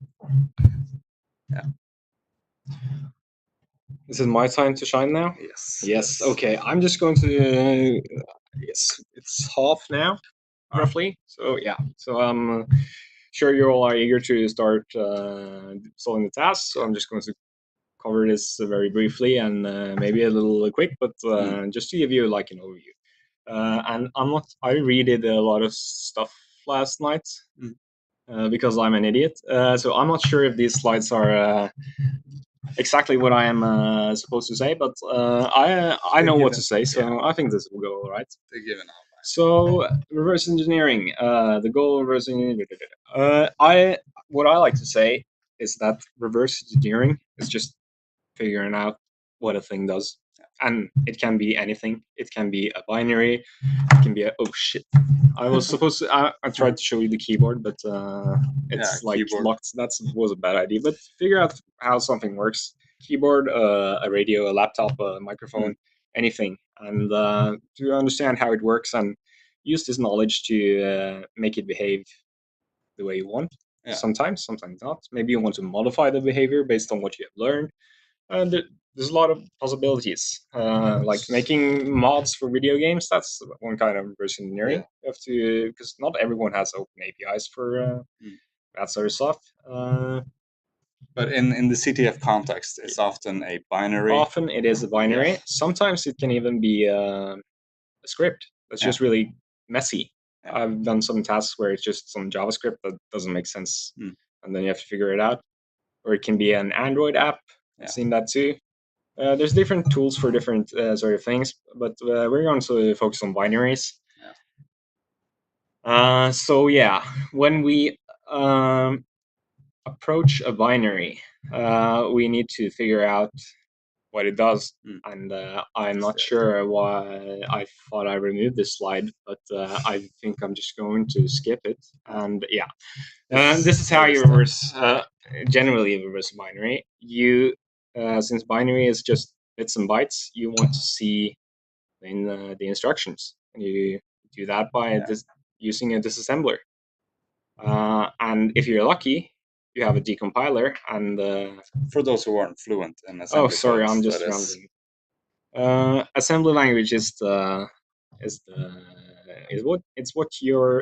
human readable form of what your computer executes. It's horrible to read. I mean, you get used to it after a while. But large programs become incomprehensible in just assembly. There's a really cool quote I like from the Matrix. Yeah. And there's this scene. I think the character is called Cypher, and he's sitting in front of like some laptops or screens and monitors, and there's just this green stuff going down. And Keanu Reeves comes to him and like, "What are you doing?" And he says that, I'm just looking at the Matrix. I don't see the code anymore. All I see is red hair, blonde, brunette, etc. So eventually, when you start reading a lot of assembly, you start to see past all the noise. That's really important to understand what's essential and what's not. You find some patterns, and you're just looking for certain variables and functions and addresses, and there are tools to do that. But that's the essential process you want to be doing. So decompiler. There are decompilers for some things. Some decompilers are really, really expensive. Luckily, we have there was released a new tool, which is kind of game changer in the reverse engineering community, which we are going to talk about briefly, and also use a debugger to hook into the program code and go step by step and try to make sense of what's happening. Primary steps of reverse engineering. So you can do that. You can do analysis of the code statically, and that's what you do with a decompiler or disassembler. And when you're doing dynamic analysis, you're using a debugger, or you're looking at the network stuff. Like it's running the program and observing what's happening, basically. So now I'm going to talk about a few tools that I recommend. Not all of them, but these are some common tools. The most known reverse engineering like software tool is IDA, and IDA is really really expensive. Like the professional version. 10 to 30,000 kroners. It's $3,000 for the base product, and then you have to add an additional $3,000 for every CPU architecture that you want to and the decompiler doesn't come included, so you have to buy the decompiler. It's ridiculous. So people have moved past that now, and maybe at over least to this in the hobbyist community, because the people who pay for IDA, it's governments, and like IDA used to have a monopoly on this thing for a long time. until the new player on the block came, which is Ghidra.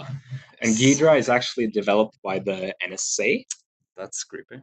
That makes me not trust it. I have but it's open source. And you can see how it works. It's written in Java. It's a little rough around the edges, but what you get compared to the free version of IDA, it's amazing because you can disassemble almost every single CPU architecture there is.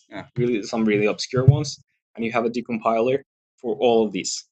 It's a game changer. And the decompiler, it sort of works. It can decompile. It decompiles function by function. Yeah. So it never recreates the exact source code, but it's close enough that you could improve your understanding of the program by trying to decompile the program. So. But please note that when you're decompiling, sometimes it helps to look at the assembly as well, because sometimes the decompiled code looks really awful. Yeah. And it's just a guesstimate of how it's supposed to look like. Exactly. Then there's Radari too. It's really hard to use. I like to call it the Vim of reverse engineering. I think it's even harder than Vim. I use Vim, so I use Vim but too. it's really feature packed, and it's super extensible, and it's just like it's a command line interface, of course, and you navigate with like you do in Vim. It's open source. It has a really steep learning curve. I don't recommend trying that right now. I would look at that later. But they have a official graphical user interface for it, which I tried for the first time last night, and I was really surprised because it's really, really goddamn good. It leverages the decompiler from Ghidra, and it has a much cleaner user interface. So for reverse engineering in this workshop, use Cutter. I think that's the tool to use. Yeah, we have download links and tutorials for this in the slides available. And I talked about debugging. I recommend you use GDB, the GNU debugger. It's old. It's a little difficult to use. It's old. Which language is this? Language tools can decompile. Anything that is native code. So Rust, Go, anything that creates either machine code or byte code, essentially. But when you decompile Rust or Go or C++, the decompiled code often looks horrific. Yeah. MSIL. We have another question here. MSIL. What's that mean? Yeah, maybe we'll come back to that. But the final, the GNU debugger is also a command line tool, and the idea is to use these tools in conjunction because they have different areas of expertise. But mostly for this CTF, the Cutter or maybe even EDA-free should be enough. Yeah. I don't think you need to dig into the bigger debugger today if you don't want to. If you are going to do the binary exploitation tasks, I would then you need a debugger, but the reverse engineering tasks, or not all actually binary exploitation. Anyway, let's move on. Basic assembly. I will post these slides so you can read them, but here are some basic instructions. You can move stuff. And these are all memory operations. Yeah. So moving, adding, subtracting, comparing. And the if test of the assembly code is the jump command. Yeah, different kind of jumps. Jump not equal. We see here jump less than equal. Jump equal. Yeah. It's not that important. I think with these tools, they help you enough, so you don't need to like be fluent in this at all. Yeah. And please make note of RSP. Or sometimes ESP, which is the stack pointer. It points to where on the stack you are. Yeah. Just keep that in the back of your head. And the instruction pointer has a special relationship with the stack pointer, but we can talk about it later if you want. So this is from IDA. Yeah. This is generally what you work with. I can't read anything from here, but I think it's from one of the tasks. You see there's like a flow graph and green lines and red lines. It's like that indicates conditionals. I think it's pretty straightforward to understand. Yeah. And if you let's see, often I talked about eliminating the noise in when you're reverse engineering. Often in the beginning, or always, not often, always in a function, there's something called a function prelude. Prelude, which is just like some boilerplate stuff that fixes how the stack is laid out and stuff. So you can mostly ignore that. Yeah. And return values. Now I feel like I'm rambling on, but I hope it's understandable. Oh, we have some time. But yeah, return values in assembly, or when you're reading assembly code, the return value is always in the EAX register or the RAX register. If the register has an A in the middle, then it's the AAX. Anyway, it's the most commonly used register. Here we can also see that this is also from IDA. On the side here, these are all the functions that are used in the program. These are defined functions by the person who wrote the program, and also library functions. So we have gets and string length and all sorts of stuff. So this is the view you'll be working with. Yeah, the cutter looks a bit different, but it's kind of similar.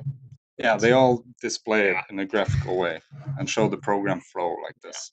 So another important thing, it's maybe a bit difficult to see, but in this kind of assembly syntax that we are using, or in IDA, they use Intel style assembly. x86 architecture. Yeah, but there's different syntaxes for because there's AT&T syntax, which looks different, but this is Intel syntax, and Intel syntax is the most common. Yeah. But what is important to remember is that here it says, I don't know if you can see, but it says move, and when you move, or when you do any operation, which way is it again? Yeah, it's moved from here, from the RAX into the leftmost.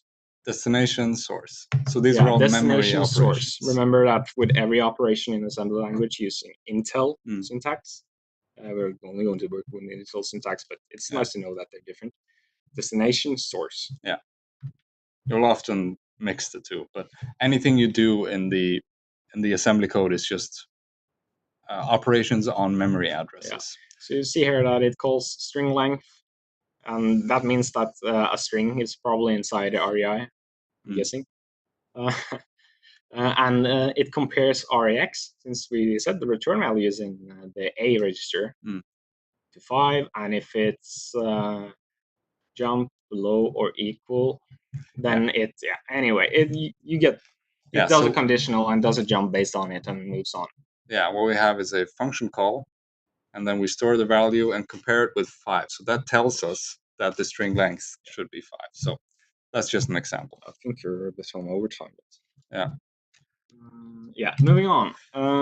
This is just an example from, as I said, these slides. Apparently, the MSIL is the .NET version of assembly, like bytecode. Like, Cool. Ghidra can maybe do that. Yeah, maybe. I'm not sure, but Ghidra can also reverse engineer Java. Decompile Java bytecode. I know. Maybe. You'd have to check that somewhere. Yeah, we'll get our technician guy to check it. So this is how you would, after you've reversed engineered the binary, and you've looked through it in IDA or another decompiler or deassembler, you would run the program and enter the pin, which is an example task, and then you get out the flag. So we're going to talk short about cryptography. Really short about cryptography, really fast. We're eager to start the CTF here. Cryptography on speed. Let's go. Okay. First point, encoding. Encoding is not cryptography. Encoding is commonly used in cryptography, but it's not cryptography. Yeah. Common encodings are hexadecimal. I'll just call it hex. Base 16 and base 64. I'm sure almost every developer here has worked with base 64. It's the 64 number. It's the 64 number system. It's base 64. It's just I feel like many people don't think about that. It's actually it's 1, 2, 3, 4, 5, A, B, C, D, and some equals slash whatever. Yeah. A lot of people don't think about it that way, but it's actually a number base. Yeah. And I have divided the cryptography into like 4 different categories. There's classical cryptography, common examples, Caesar cipher, sometimes also known as rotation cipher, ROT13. I'm sure many have heard of that. The Hill cipher is a classic cryptography to use in CTFs. All of these are in CTFs. the CTF common ones. And I put Enigma there. I haven't seen Enigma yet in CTF. Or maybe I have. I'm not sure. But anything like pre-World War II is considered like classical cryptography. Yeah. And symmetric cryptography, symmetric key cryptography. It basically means that you have one key that does both encryption and decryption. Yes. Examples of this is the XOR encryption scheme operation thing. The DES, the predecessor to AES, which is today the most widely used symmetric. Yeah, but isn't that broken though? DES? AES. AES isn't broken. Okay. I hope not. No, then we're all screwed. I was thinking about MD5. That's the one. Yeah, no, we'll get to that. Too short one, DES is broken, however. Okay. Yeah. They even tried to. It's a funny thing. It's a bit of a. Anyway, when they broke the DES, they made the free DES. So it's just DES 3 times. Oh, wow. Yeah. They used that for a while, but that's really slow, and that's why they ended up making AES. Yeah. Because AES is more hardware optimized. Yeah. And then we have the really fancy stuff, the asymmetric cryptography or the public key cryptography. Yes. Based on like prime factor factorization. Yeah. That's the basis for a RSA. RSA, yeah. So I'm sure a lot of people have heard about RSA. That's a asymmetric algorithm. It's actually not that hard to understand how it works. I recommend going on Wikipedia and look at how the keys are generated. It's really simple. This is how the whole internet is protected or encrypted. It's the public key system. It blows my mind. Yeah. And there's the Diffie-Hellman key exchange. That's also used by TLS SSL to exchange a common secret without like prior. I mean, when you use your web browser and you go to a new web page and you have the HTTPS, you have never met before. So you have to like come up with a common secret that you can use to encrypt stuff. Yeah. And Diffie-Hellman key exchange is one way to do that. That uses something called the security in Diffie-Hellman leverages something called the discrete logarithm problem, which is a different. That might be too technical for the CTF. Okay, sorry. But I think some of this stuff is really cool, and elliptic curve cryptography. It's really fucking weird. To tell you, it's okay. I'm just going to explain it quickly. Yeah. The way elliptic curve cryptography works is that you have like a mathematical function. Like imagine like curves, and the security in elliptic curve cryptography is to calculate like jumps in points on this curve. It's so weird. The really cool thing is that it uses much less space, like in terms of bits, than the RSA does. Yeah. And finally, hash functions. I'm sure a lot of you have heard of MD5 and don't use MD5, but MD5 is really common in CTFs. And that's a one-way encryption. Not encryption, it's hashing. Yeah.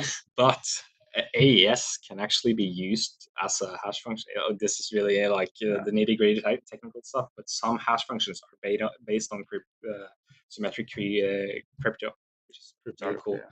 And there's the SHA family. SHA-1, don't use that. SHA-2, use that. SHA-3, use that. Yeah. That's cool. That's fun. But pro tip, learn to identify a MD5 hash quickly.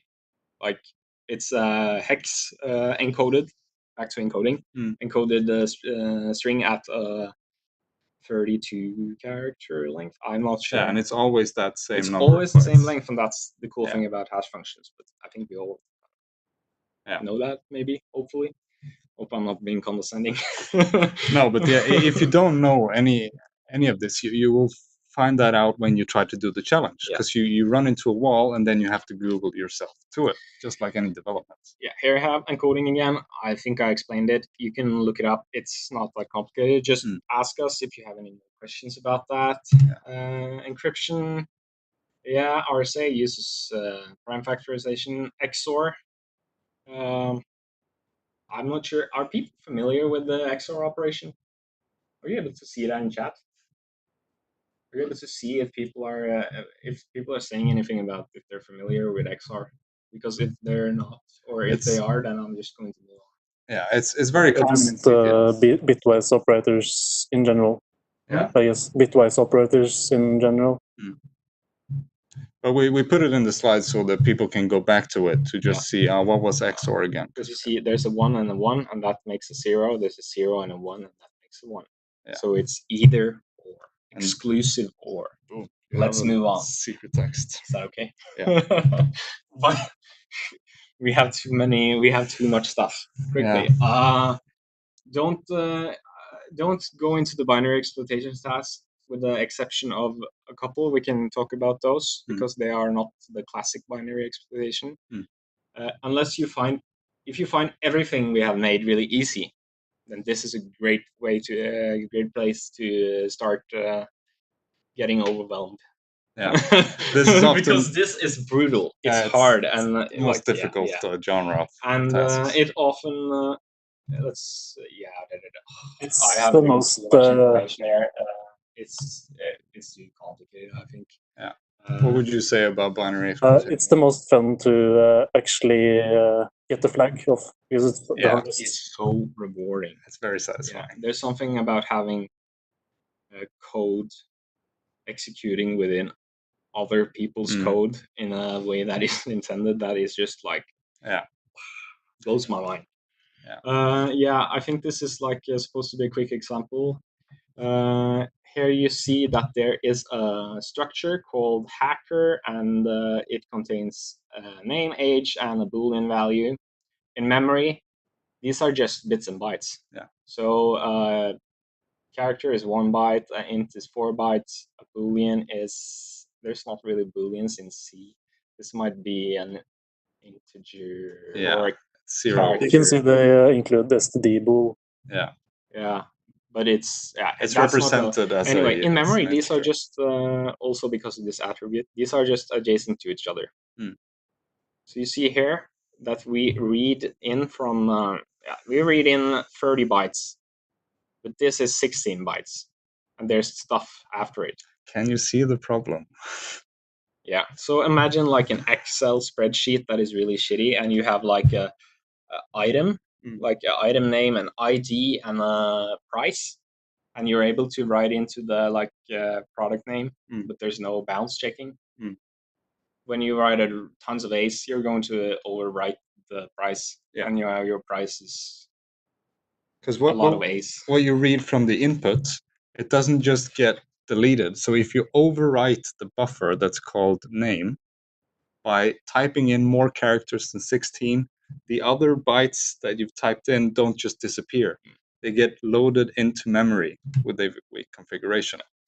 Moving on, here's like a memory representation of how this looks like on the stack. We can see. Oh, we have a comment here. C has booleans. It's actually called _bool and stdbool.h aliases. Cool. But I don't think the size is 1 bit. I think it's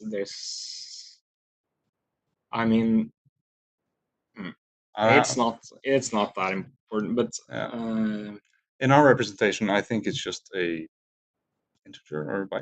I think maybe it becomes an integer. I'm not sure.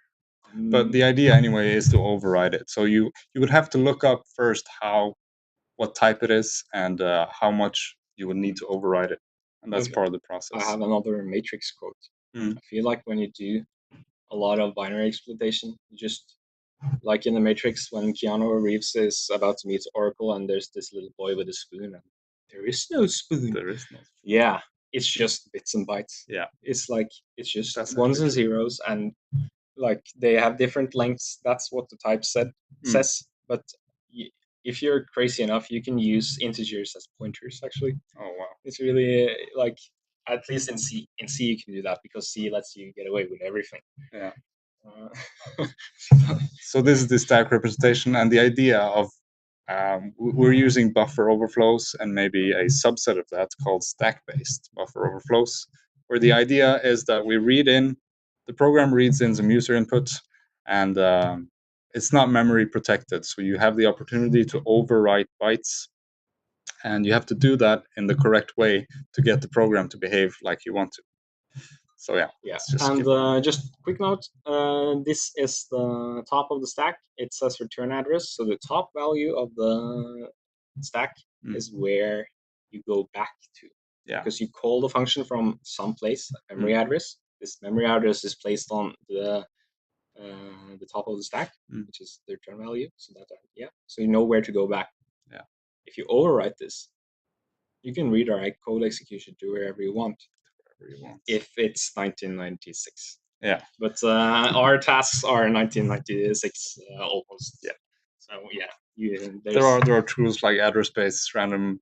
Yeah, that's what I talked about. Oh shit! Now I go too fast. I can only go for. Oh wait, there. Yeah, this is the mitigations I talked about, the non-executable stack and secondaries positioning in the computer. Yeah. Anyway, moving on.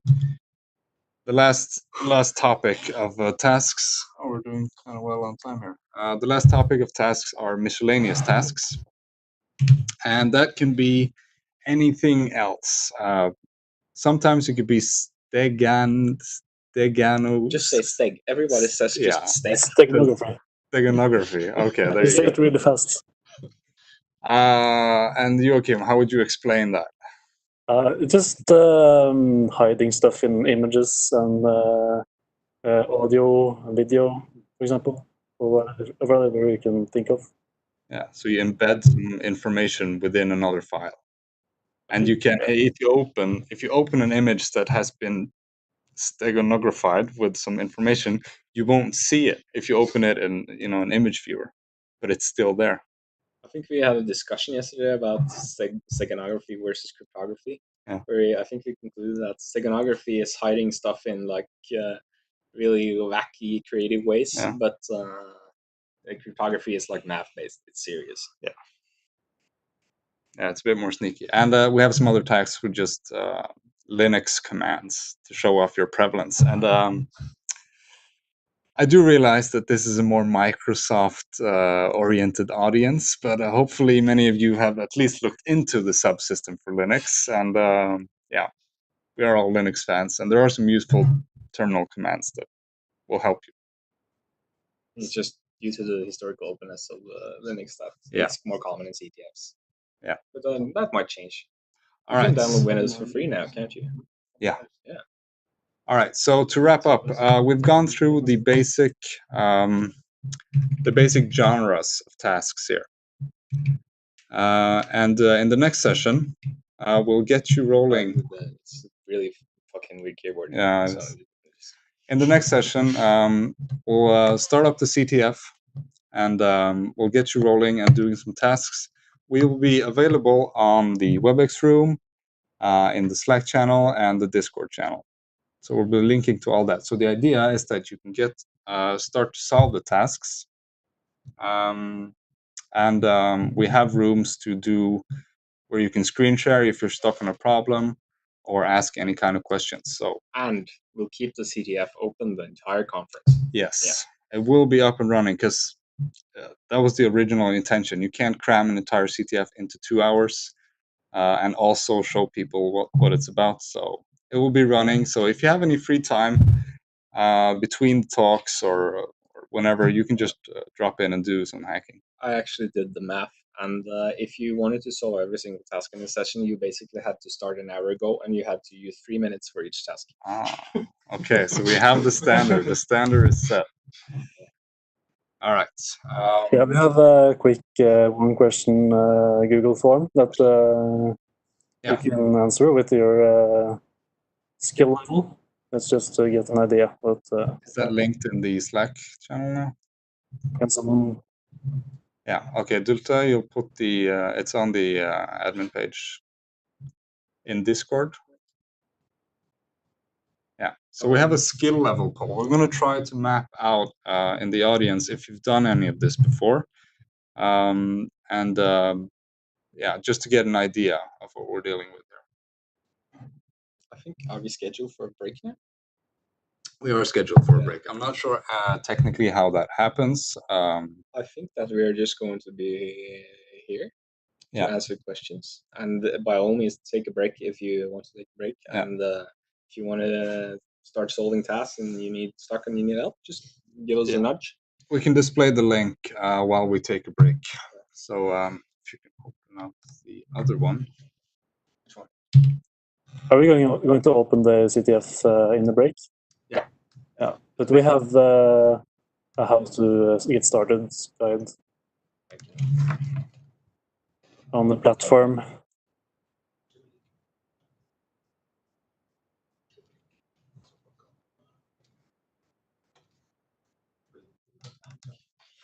Yeah, so the links will be available in the chat, but also, yeah, there's the platform and the link. Oh, it's not even there.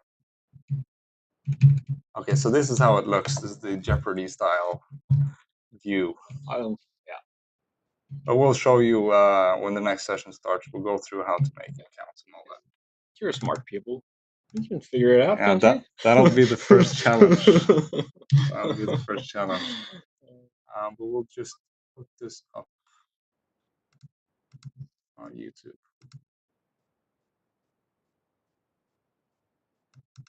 All right, I have the link right here. There you have the link. Registration is open, right, Joachim? Yeah. Yeah, I think so. So click on this link and we'll be back in 20 minutes. Or we'll be here, but we'll... Should we have the feed on? Do people want to look at us? I don't know. But I just thought that we could just make, since we spent a lot of time explaining, we could just make ourselves available. Yeah. But we can, like... I'm going to grab a coffee cup. Yeah, I think and then like it's a break-ish, but we're on. Okay, we'll be live, Yeah. we'll be talking, and just send I'm us not any sure messages. if we'll be talking, but yeah, we'll be here. All right. Do you need a coffee? Yes, please. We're still live. We have to turn off the microphone.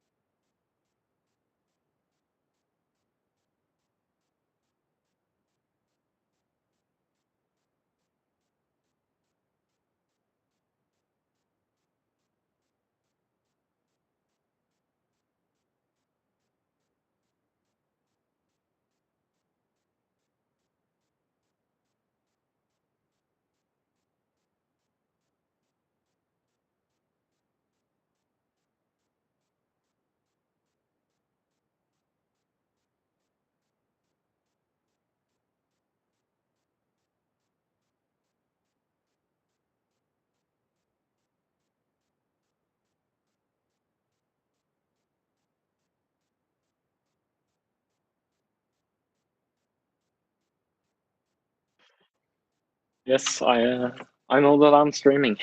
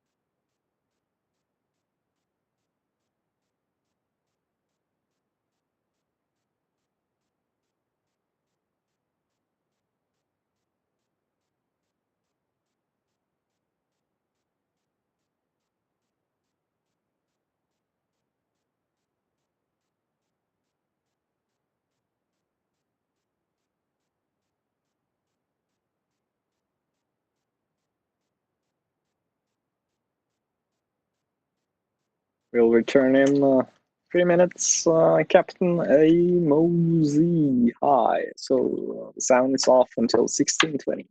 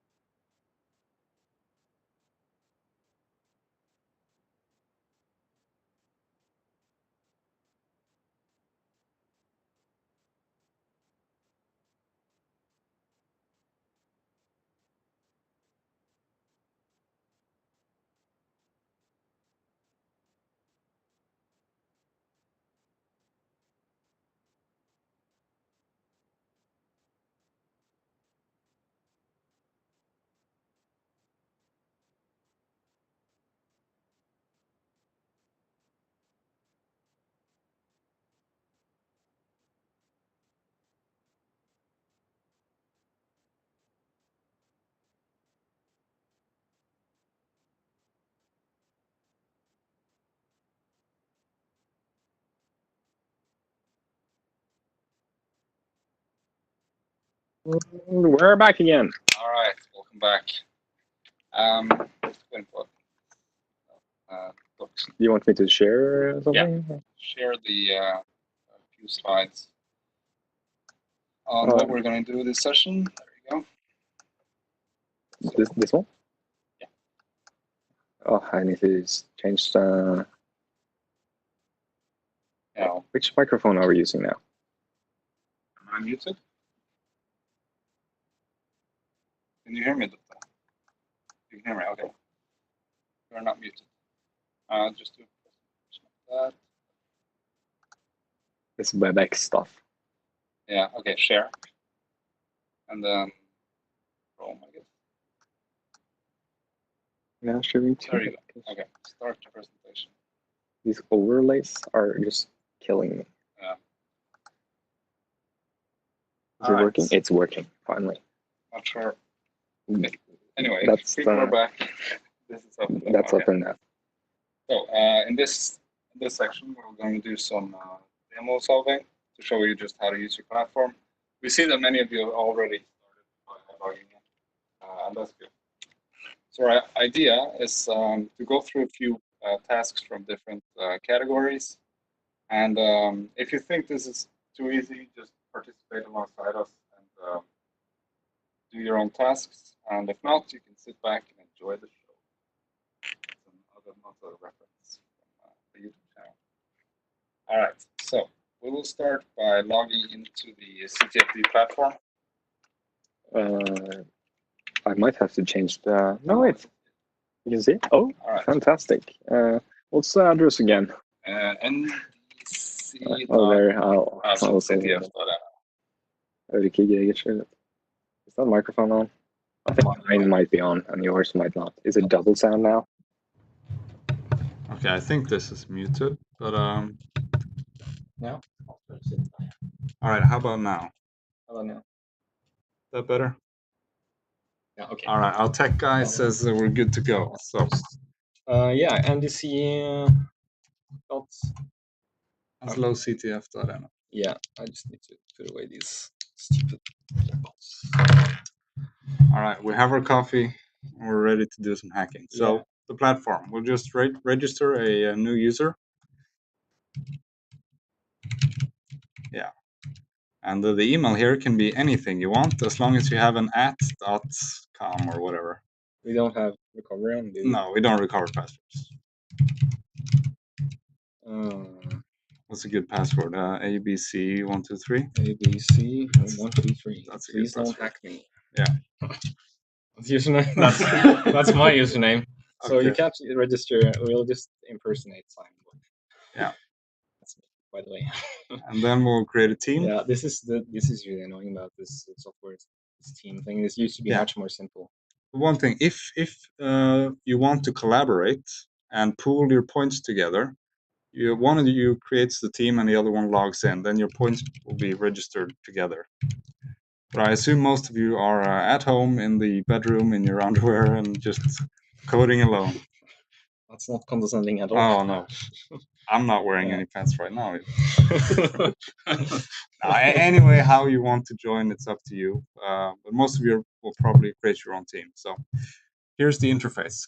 We're going to show the easiest web task first, the pizza website. Oh, that has to be the one with the least points, doesn't it? Yes. I'm not very good at this. Never done this before. All right, then I will guide you through it. Oh, look, 7 people installed it already. Yeah, that's good. So for those of you who haven't, it says here that someone is starting up a local pizza shop and would like to know. Don't play with the cup. Smash the cup on the I'll hold table. this cup up. Yeah. Put it in your lap or something. Yeah. All right, let's just check out this pizza website and see if we can try to hack it. Yeah, it's all there. All right. I don't have a clue what to do here. L? Nothing shows up. It's the best search engine. This search engine is very good. No. But it seems like a pizza website of some sort, designed by a 13-year-old.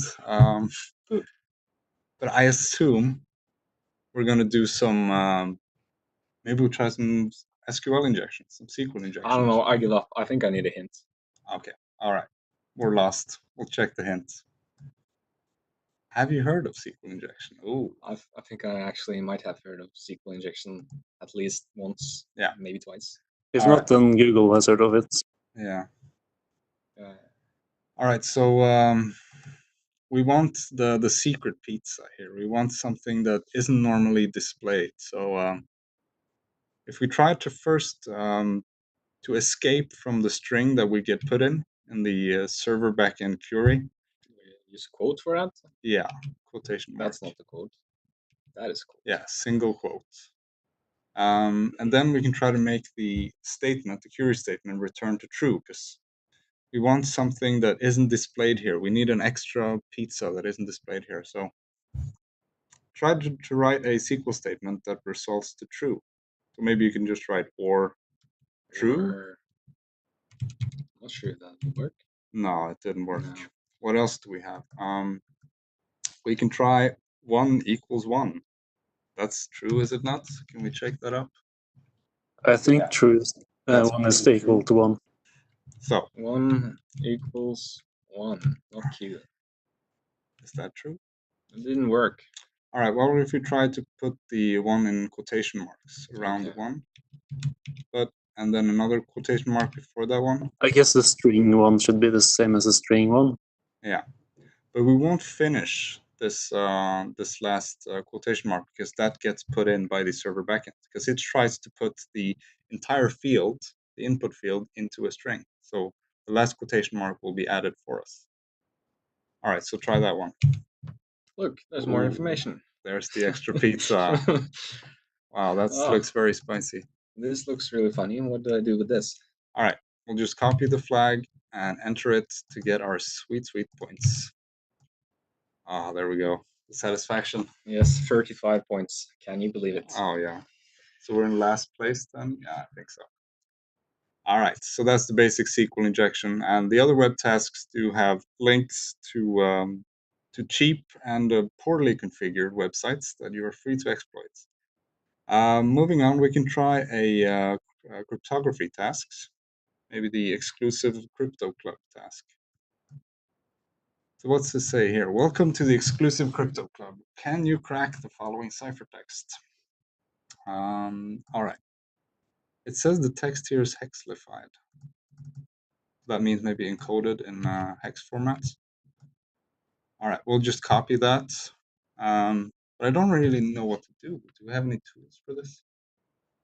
All right, let's just view the hints. We'll just cave in and look at the hints. All the hints are free. Never heard about XOR.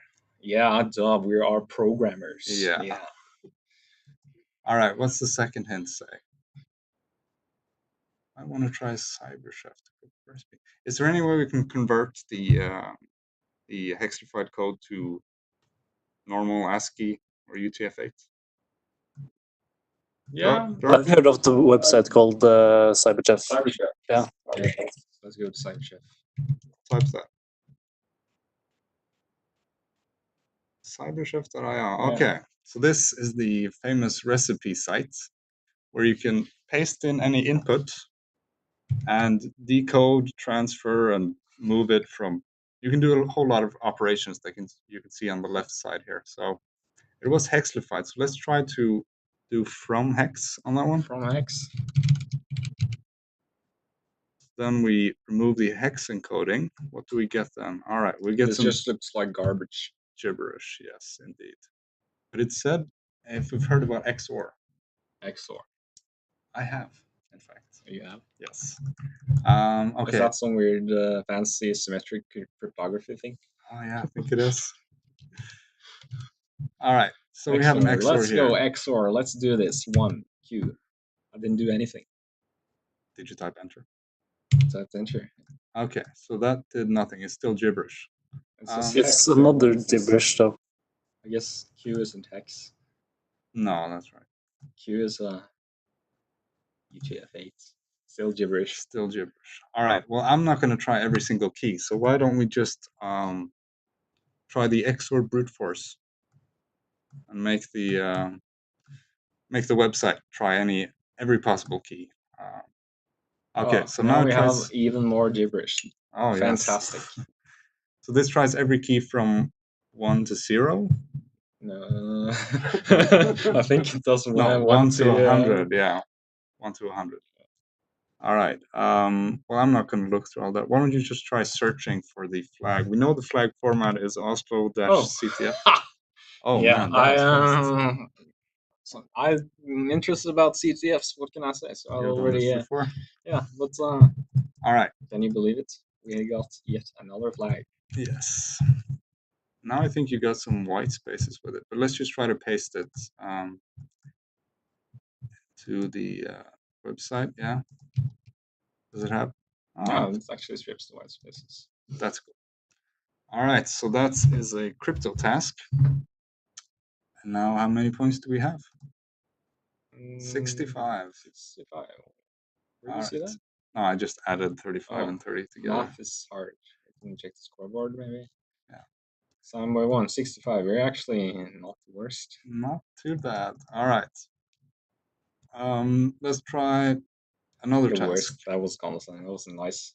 I think maybe we don't have time for the reversing and then the poem. All right. I think we'll cut out the binary expectation.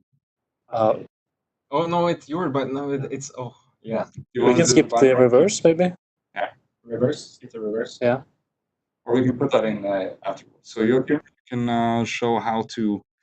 Yes. You just stop sharing the screen, maybe. Yeah. Joachim, are you able to share the screen? Yeah, I'll try that. Stop sharing. It not stop the. I'm unable to share the screen. I just. Beautiful. The button is grayed out. The button is grayed out. Yeah, for sharing content. What then? Do you not have to share content? I think you're muted as well. Oh, maybe not. Okay, the button is not grayed out anymore.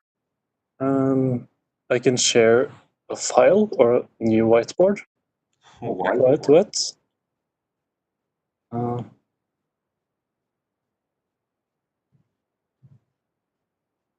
Is anyone satisfied with this text platform? It seems kind of weird. Yeah, this worked yesterday.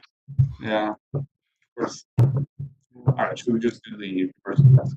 You can do that, and then I can. While you figure that out. We'll share the screen and we'll do the reversing task. All right. Okay. Chrome. Let's start. Okay. Okay. Challenges. Reversing. There we go. Let's start with the easiest one. Easiest one. Pizza reverse one. Can you find? Someone else actually saw me. Yeah. That's Can you find the flag inside the binary? Let it be. All right, so we downloaded a binary file. So if you remember from last session, or if you've done this before, we want to, let's just try to open the binary in Cutter? in just like in an editor or some kind. I'm getting ahead of myself. Yeah. So I think then I need to share an additional thing. Yeah, share the screen as well. I can just share the terminal. No, you can't see that because you just shared. Yeah, but I'll just the other screen. Oh, it's easiest with the screen maybe. That's all right. Probably have to increase the text size. Yeah, let us know if the text size is too bad, too small. That should do it. Yeah. All right, let's find the file we downloaded.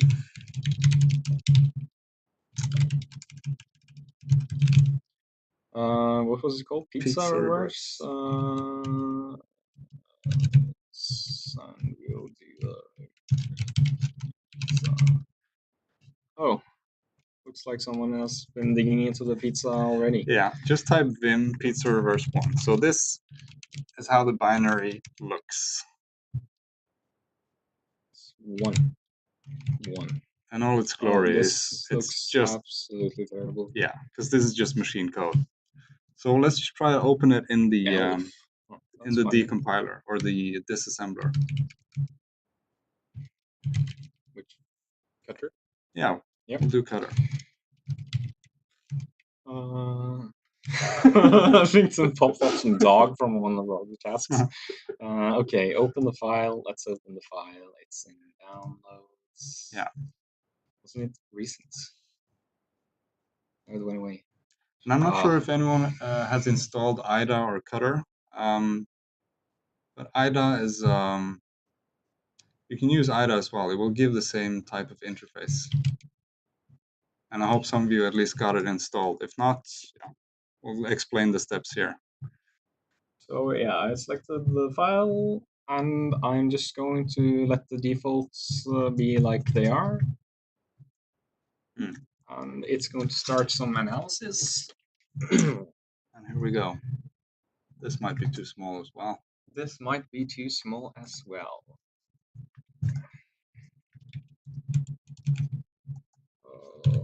This is going to be no, it's not going to be. Oh, there we go. It's better. All right. I can't seem to resize this one. Yeah. Okay. What? Can't move it? That's all. So what do we have here? Let's go to the main function. We see here green main. That's the entry point of this program. Yeah. And it does nothing. Does nothing. It does nothing. All right. So in the center here, we have the decompiler, which is the cutter's attempt to restore the source file. Yeah, and we can see down here, it's really small. I'm not sure if you can see this, but it says Ghidra. And you can also use ret2 deck. Another slightly decompiler. Slightly different output. Slightly more messy. Ghidra is probably the best. And on the right-hand side, you can see the assembly code. Yeah, as a graph. This might not show up for you right away. You might have to go into let's see, is it Windows and add graph? Yeah. Windows add graph if you can't see this graph. Yeah. So this particular task, we can't seem to find a function that does anything. So let's just go through these beats. Yeah, I apologize that this is small, but I can't zoom in on this. I think. Let's see what happens. What happened now? Okay, it's so not enough room on the screen. We seem to have a function here, void beat 12278. So this is actually a function within the source code that has been restored within the decompiler. So if you can show the source code. Yes. Yeah. plt.sec. I assume that's a put function or a print function of some kind. It looks like that. PLT. That's the procedures linkage table. If anyone's interested. It's where how your computer dynamically resolves your library functions. Yeah. So what we see here is strings. So any kind of string, if it's a variable or a function parameter, it shows up here in the disassembler. So let's go through some of the other functions here and see what we find. Seems someone has word for word singing the song of the Beatles. I think this might be plagiarism. I hope we don't get sued. Oh, we might be copyrighted by this. DJ, yes, someone over here. No. Yeah. Huh. Is that on here? Is that like in the Ghidra decompilation window? Because I sometimes also get weird, like error messages in Cutter. I meant Cutter. But are you getting any decompiled decompiled code? No, that's odd. Well, this task can be solved. You're reading the assembly? No. Yeah, I think so. But that should be fixed. Yeah. That sounds weird. We'll You get the graph, though. Okay. Yeah. So open up one of these functions, because in the assembly code, I think you can also see the strings here. Yeah, they show up. They show up a little bit differently. It's prefixed by str string. But Greg, this is taking too long. I can't go through every single function here. There's too many functions. Is there a way we can search in Cutter for strings, or because I assume what we're looking for is a string within the program here. What we can do is that we can view every printable string. Oh, yeah. It's called strings. That would help. And we click it, and this might be difficult to see, but here's every single printable string inside this binary. Yeah. And quickly glancing at it, we can see that the flag is here. And I can copy string. So there we found the string. So this is an easy reversing task, and it might be a type of information disclosure, actually. Just know that if when you're writing a program, any string within it can be viewed in a disassembler. So if you're storing a password in a string, that can be viewed inside the binary. Does that count for comments as well? No, comments are removed by the decompiler. Yeah, okay, they're removed. All right. Except in HTML. Okay, so you can store the passwords in the comments of the source code. Is that what you're saying? No, don't do that. Okay. Store your passwords in environment variables, which are loaded through some secret management system. All right. Like Bolt, maybe? Secrets. Yeah, so let's show the command line tool, because there's also a command line tool for viewing every printable string in a binary. So the command is pretty simple. I think you might actually have this on Windows too, if you have the sysinternal suite. Yeah. Which is like a big collection of stuff. Yeah. It's different tools and stuff. It's official stuff from Microsoft, originally developed by some guy. Yeah. I don't remember his name, but credit to him.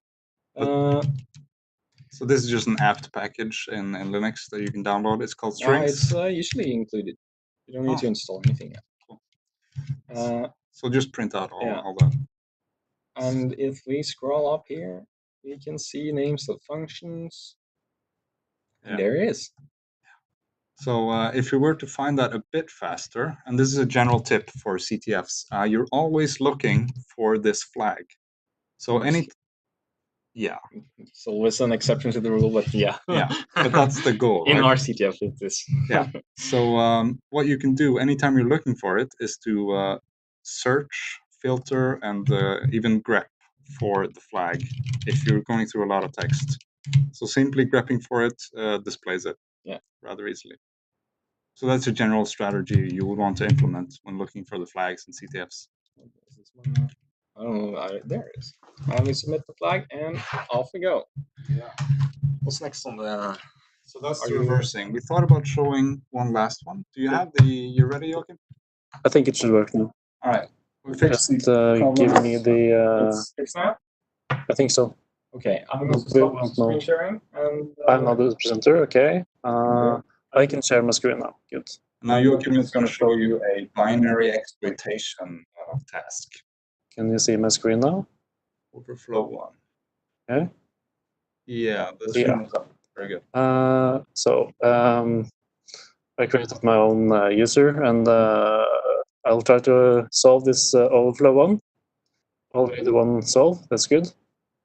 But yeah, we have this netcat command that we can run when we want to get the real flag.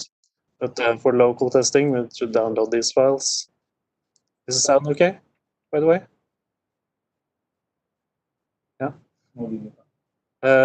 Okay, so downloads, and then download the binary. So we have both the source code and the binary now. There am I. So let's take a look at the source code. This looks a bit small. Really small. Really small. Better? Can I join your stream here? Yeah, go ahead. All right, awesome. Okay, so we have this awesome program, obviously, and it does a bunch of things. And then if we get to this line, we get a flag. And that's only if we are participants that is a CTFer. And what is a CTFer? That is a 1. Okay. So this task is nice enough to provide us with the source code. Yeah. And normally in POEM tasks, you're not given the source code. Normally you're just given the raw binary. Yeah, and just if given the you're extra binary. unlucky, if the binary is stripped, that means that you can't see the function names. So every function name will be generated by our disassembler. Yeah, I think you're bad. I think you're muted. Just press the unmute button there. Should I say it again? Yeah. Okay. So we can try to run this file and see what does when we execute it. Yeah. And the file, I can see it's okay. It's a 32-bit ELF binary, which means that I can't run it on my Mac, even if I make it executable. Okay, so that command makes the binary executable. Yeah. Before that, you can't execute it. Yeah. Overflow one. That's exec format error. Okay. So I have a neat little Docker toolset that I use on my Mac. You can also execute the file on a Linux machine if you have it installed, or in a VirtualBox image. It should work in the Windows subsystem, right? I think so. Yeah. Yeah. So I think with Windows Subsystem 2 for Linux, it should work. Yeah. It's different architecture and stuff. But I can give you a link to this Docker image that I've built. That's in the admin chat. Is it? On Discord, isn't it? Yeah, I think so. So we'll link this Docker image. This is a Linux machine now. Yeah. So I have the same files, and if I run the file, I get greeted, and yeah, I'm at the LAN party. What is my name? So it prompts you for input here. Yeah. So what does that tell you? Well, it tells me that the binary waits for user input, and then I do something, and then does something with the string that entered, and then I get the type number. So if you try Gregor, you also get type 0. All right. So from the source code, I think we want to be type 1, right? Yeah, type 0 is gamer. Yeah, but we're CTFers. Yeah, CTFers. Yeah. So what will you try now? Since the program reads inputs, I would try to mess with it, to just tamper with it, and like this. Yeah, write in too much and see how the program handles it. And do this process editor, and yeah. All right, we got a segmentation fault, and that's actually a good sign. When you're developing, that's usually your worst nightmare. But as a CTFer, it's the best thing. Yes, because anytime the program has diverted from its normal flow, then maybe we can jump in there and take it over. Yeah. So I think we should find out how many characters that was. Yeah. Until it broke. Yeah. So. But we actually know that because we have the source file. Yeah, that's right. So normally you would have to try out to find how many characters they're expecting. We know that the name is. Use a debugger. We can also use a debugger. So you combine the skills from reversing and So more complex binary expectation tasks need a debugger. Okay. Yeah. It's hard to find how it should be. Yeah. So let's try to write 32 characters, but typing exactly 32 characters is tedious. Yeah. So we're going to use Python. So Python-C, that executes one Python command. Yeah. Right? Yeah. And then it executes this inside the bracket, inside the quotes. All right. We can print. We know that Python has a way to multiply strings. Yeah. So 32 A's. That is the glory of Python. That's 30 A's. Yeah. So let's try to pipe that into the overflow binary. Now we type 10. Oh, type 10. What about 33? Type 2625. Okay, so we don't want that high number. We want 1. So how would we get a 1? So now we've filled the buffer. When we're printing 32A's, we filled the buffer that the program is filling. So now... Should we show that in GDB first? Just show how it looks. No, I think it'll be fine. We don't have too much time. All right. We need to then append a 1. But that doesn't work because then we're gonna do this. So is that a character 1? we need number 1. Number 1. But because if we add the character 1, it's still gonna be a really high number. Yeah. But why when we overfill the buffer does our type change? Because that's the next item in memory. Yes. So directly beyond the name buffer, there's a type.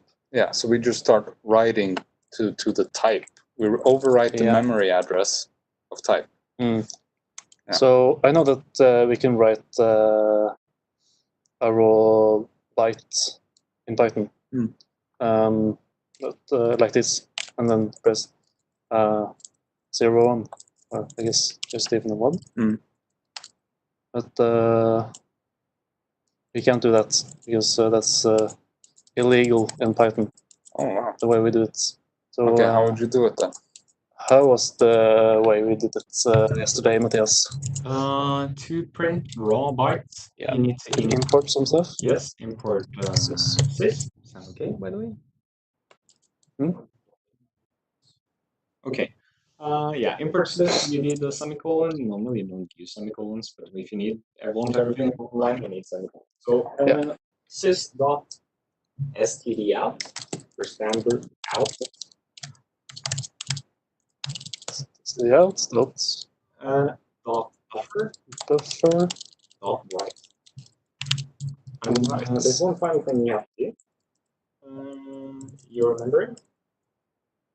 Yeah. You want to send bytes, not encode strings. I need to use the B. Yeah, you need to prefix with a B to the byte strings. So I should enlarge this. I can just exit this actually. This. Yeah. I lost himself, but okay. So there we have the command. String x1.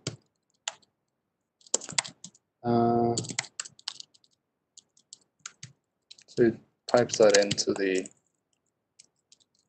And it takes, close this. Yeah. And still... we have a B what happened here? This? Yeah. It's a 0, 1, not just a 1.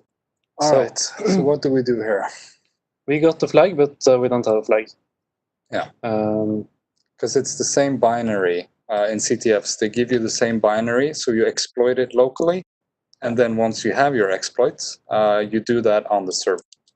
Yeah, so the netcat command was this. Yes. So just try netcatting into there and see what we got. Just do this. Yeah. Yeah. It's the same thing. Yeah. Yeah. So you can pipe into a netcat session as well. Yeah. So do this. Yeah. And then I get the flag. Yeah. So from the source code, when our type was 1, it executed a command that showed the flag file. And then I get the green correct text. Yes.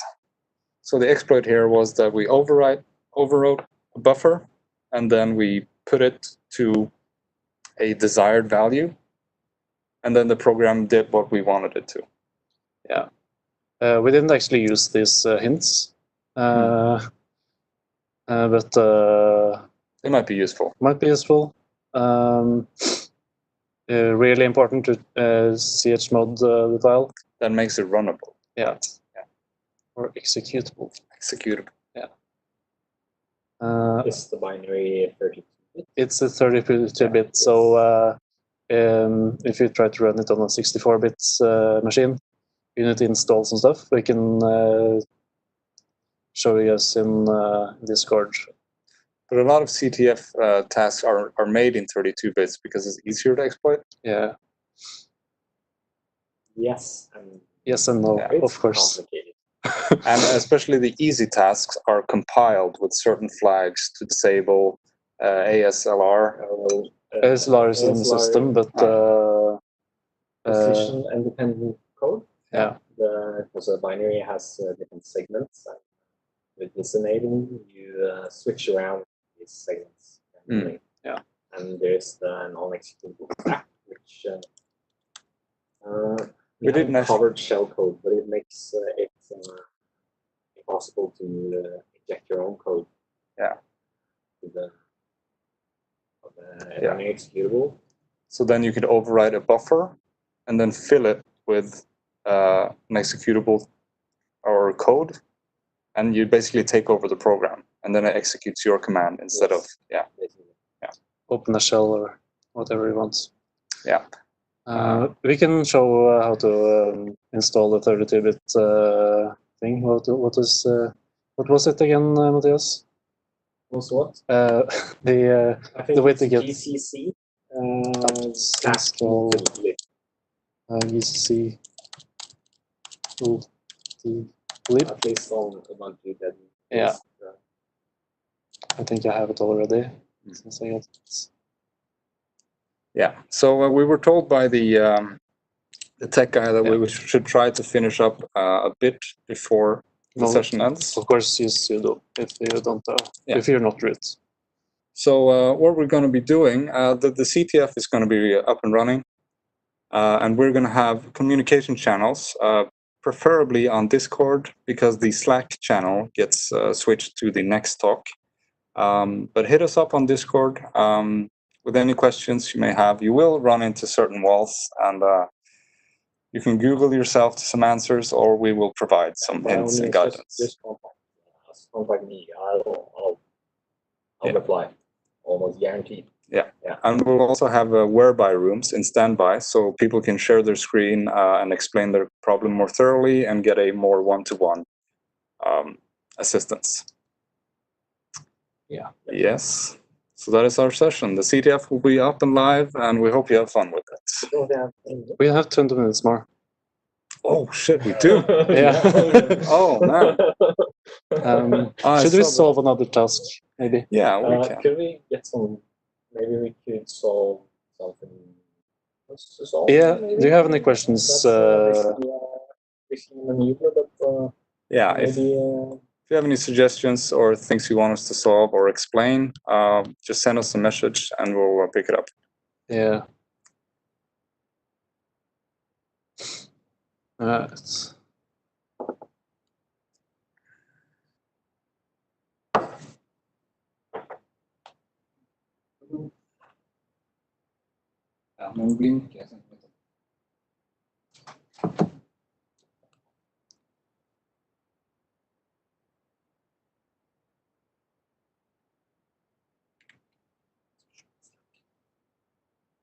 Okay, there's a question.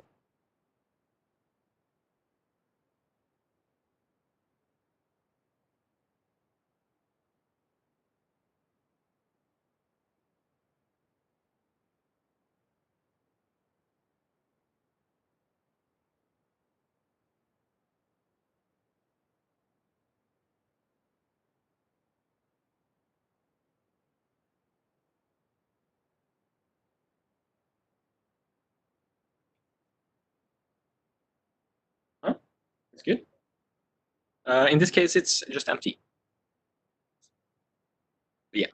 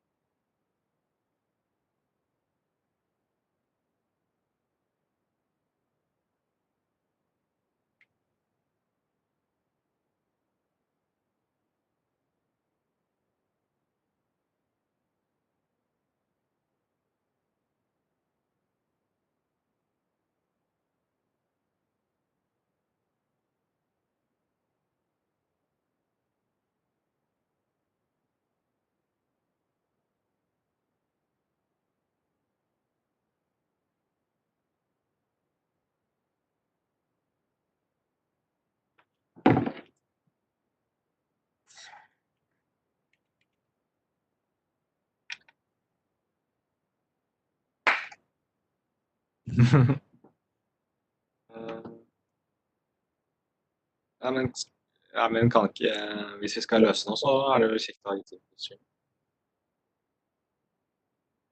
Mic on? My mic? This one? No, I'm this Mac mic. Should we solve the calculator task? Yeah.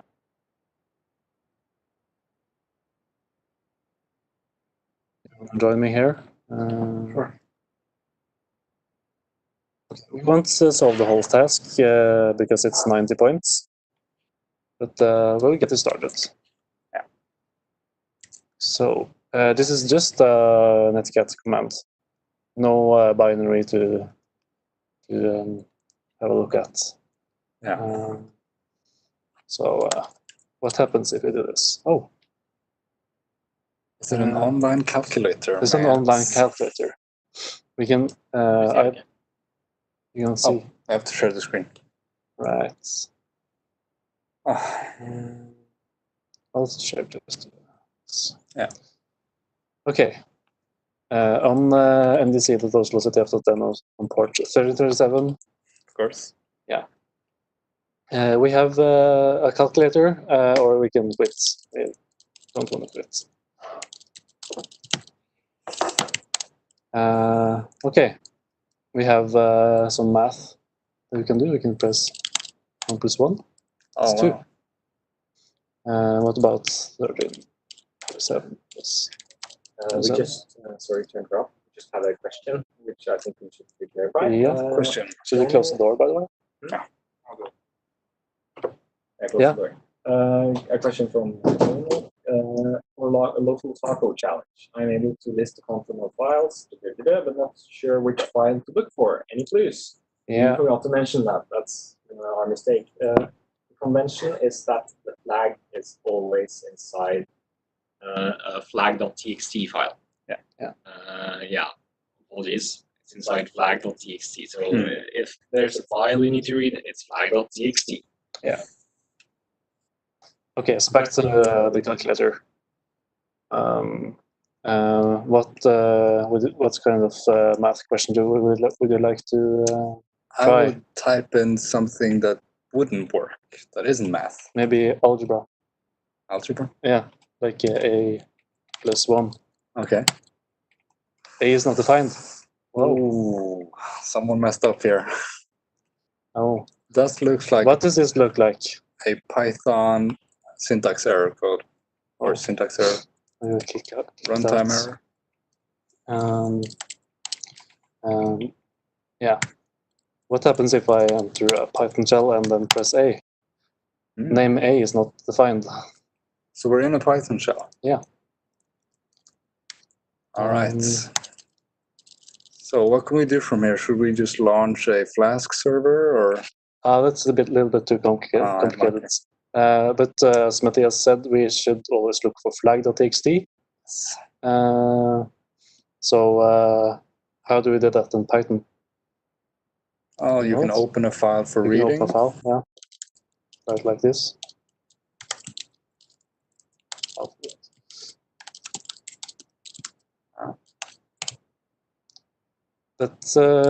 That worked. Oh man! But you need to read it. So read.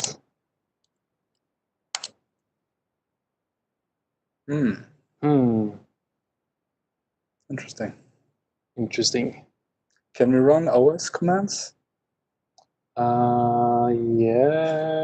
Yeah, try to import the OS. So that's a package that allows you to write or execute bash commands or shell commands from Python. I don't think import statements are allowed in this way because this is actually an eval call. Oh, it's an interactive shell, yeah. Yeah. But shouldn't this work? Try read lines. Read lines.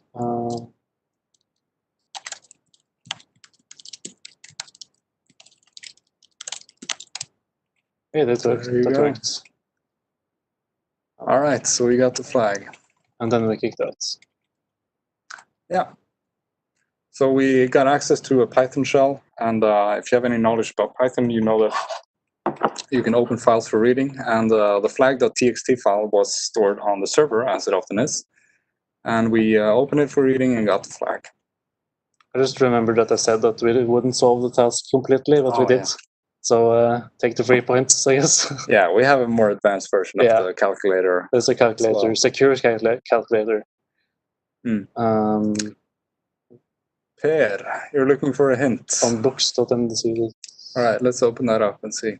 What kind of task is that? Which task is that? Is Per? it Shakespeare? Yes, Shakespeare. Yeah, you want a hint on Shakespeare. Hint on Shakespeare. Try to inspect the element and see what we got here. On Shakespeare, I'll, you need to use some kind of UHP. Put the mic a bit closer to you. Yeah. On Shakespeare, you need to use a technique using some PHP stuff called filters. I think if you Google PHP filters, and does it say, does the task itself have a hint? I think it should have a I hint. don't think so. The task doesn't have a hint. No, it doesn't. Okay, but you need to read the source somehow in this task, and yeah, you do that by with these PHP filters. Yeah. So you can open the source to any website to view it. Is there a specific PHP command they should pay attention to? Or? You need to look in the documentation. I can't remember it just right now, but it's a custom syntax for inputs into query code parameters. It's like PHP : / filters something, and since you can't execute if you retrieve a PHP code.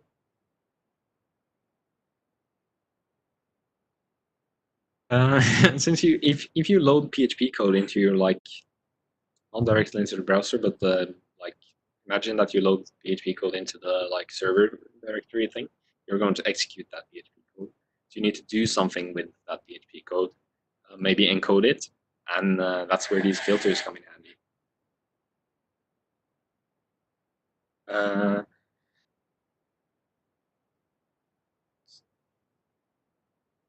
Yeah. Are you solving it right now? Do you need the filter thing?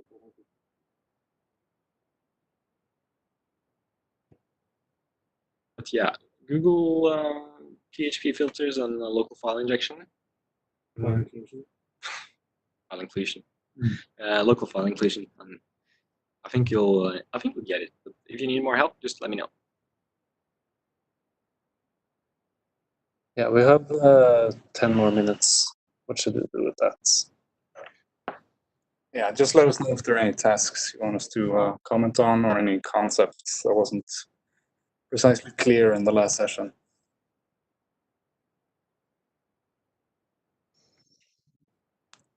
All right, let's look at the scoreboard. Yes, let's do that. I think you can just go here. Scoreboard. All right, Uncle Ogrim's orange orangutan is currently leading with 435 What kind of tasks have you solved? On Discord, jailed. That's a cool one. Yeah. Yeah. Good. Very nice. All right, we also got Dinero, the noob, ironically in third place. Oh, this is a large team. Oh, we got a team. Very nice. You've done this. This is a cute task. Yeah. If you want to look at dogs, you can do the pet a dog task. Yeah. or robots, you can do them as robots. Task. All right, see the scoreboard. So most people have done a few tasks. That's very good. Yeah, That's good. How many teams are there? It doesn't show a number of teams. 31. 31. All right. Okay, good. But that's including our test teams. Yeah. So I hope everyone understands the platform. It's a very typical CTF platform that you'll see a lot of places because it's a fork from a GitHub repo. So this whole platform is shared across multiple CTFs. It has its downsides, but it works. It works. Yeah. So you also have attack and defense CTFs. Yeah. They are complicated. Okay. The most known attack and defense style is the mic. Sorry, I have to get closer to this mic.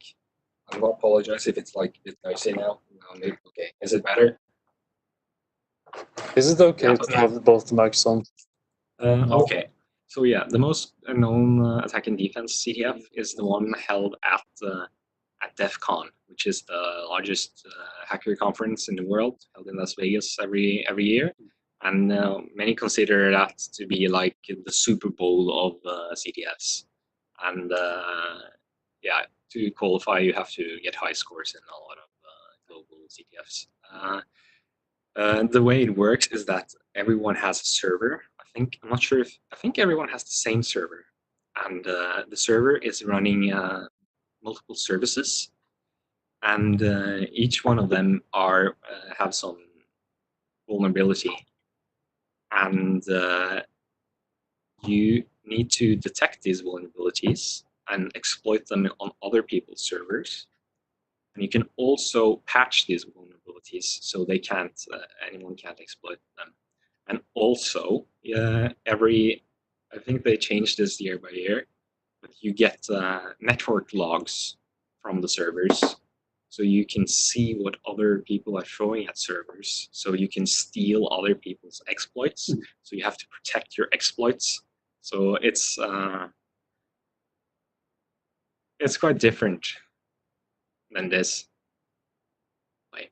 But it's really, yeah. But that's a less famous one. It's not very noob friendly. Most CTFs are Jeopardy style. Yeah. It's easiest to set up. I don't think we would currently have the architecture platform needed to hold those kinds of CTFs right now. No, because we're hosting on Google Cloud, so I'm not sure if they would allow us to just bombard their servers with all kinds of exploits. I think you need some on-site setup. Yeah. I think you need actual physical machines because you want the network dumps and stuff.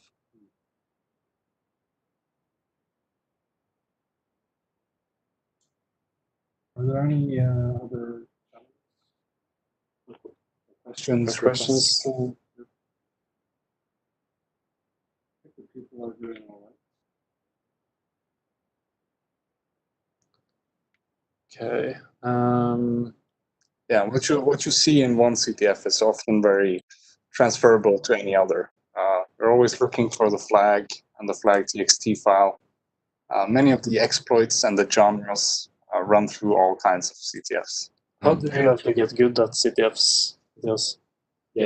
How do you get good at CTFs? You get good at CTFs by solving. By solving and solving and solving. There's, I think we have listed some of them, but there's something called War Games, which is kind of a CTF that is running all year round. Pico CTF is one of those war games, really good for beginners, a lot of easy tasks and like gradual difficulty level. Yeah, just there's a lot of sites. I guess we can post some in some slides or something. Yeah, we can show ctftime.org. Yeah, which is the global leaderboard of like CTFs, because you can list any CTF to be to record the score on the global rating system. Can you? 3 minutes. Okay. We got from the tech guy. Can you see Can you expand the list for the top teams right now in 2020? Top teams here, I think. Or I just zoom in on this. Full rating. I can see this. Press full rating on team rating. Yeah, there we go. And search for Blue Blood. Oh yeah, that's our friends team. Yeah, that's Marit. Yeah. That's CTF team, and it's I think it was number 6 not long ago. It's quite good. So just a little humble brag thing to shout them out. We have used some tasks made by Marit, and yeah. Yeah, so there's not that many this Norwegian wouldn't be flags here. possible without them. There's a lot of different countries here, though. Yeah, not that many Norwegian. No, they're the number 1 team in Norway. Yeah, they like the. Yeah, the next team is 79. So finally, how would you say the solving of CTFs and the making of CTF tasks have helped you in your development career? Oh, we have not a lot of time left, but I'll try to make this as quick as possible. The cool thing about security and CTFs is that you develop a way of approaching problems from the outside, because you're giving like these black boxes which you don't know kind of how to interact with them. So you have to be really creative and find ways to manipulate them, and so you develop this approach to problems, which is different in a way. It's kind of hard to explain, but it's really something special, I think. I remember one time at work I had some problems with some HTTP thing, and probably was some easier way to do it, but what I ended up doing was just doing the raw bytes. And I mean, to me, it's just bits and bytes, so I just converted the whole thing, and got to see what the actual HTTP request was. Probably a better way to do that, but Were you using Wireshark? I think I used some IntelliJ stuff and dumped some objects, so it was kind of overkill maybe, but being a new developer back then, we didn't know better. I could at least smash it with a hammer and figure it out. All right. So to summarize, it's a fun and interactive way To learn security concepts and to learn, did you hear that? It's a fun and interactive way to learn security concepts and to become a better developer, I would say, because at least in terms of secure development. And if you develop your skills long enough, you can become have more of a pen tester role or bug bounty. So you approach these things in a good manner. I think that's our time. that's all. We're on time. Yeah. We will keep running the CTF, and we will keep responding to messages on our communication channel, which will mainly be now the Discord.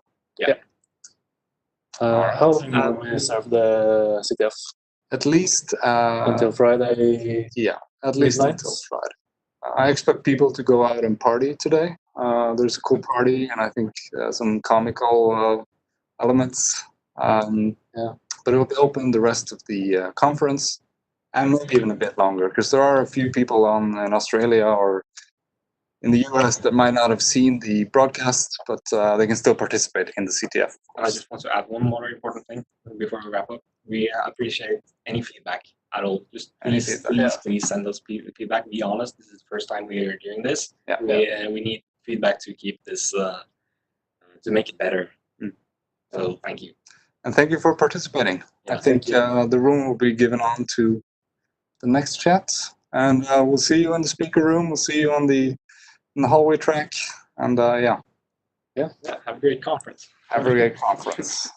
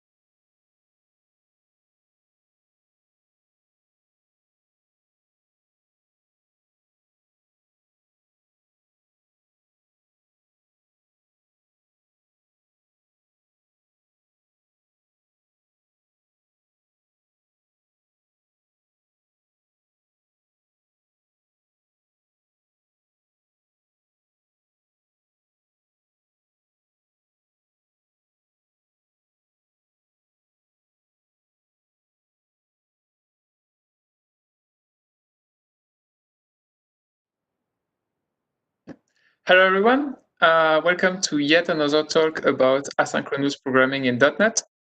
So why another talk? Well, most of the ones I've seen focus on how to use tasks and usually end up with somebody asking in that precise situation that you didn't describe, should I use configure await or not?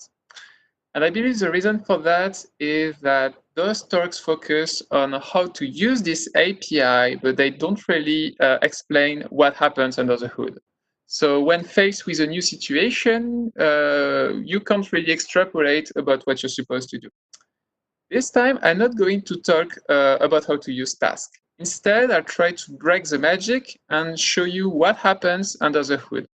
And to do that, we're going to re-implement tasks from scratch. Of course, we won't have time to cover anything, far from it. So I'll focus only on the subset of features needed to re-implement async await. And by the end of the talk, you might still not know whether you need to use configure await in that particular situation, but I hope I will have given you the tools to dig into the framework and find the answer by yourself. So let's jump in and start by setting in a bit of vocabulary. If I manage to, yeah, there we go. Task is the Microsoft implementation of the feature and promise pattern, which is a pattern for asynchronous programming. And the way it works is that the user code calls an asynchronous method.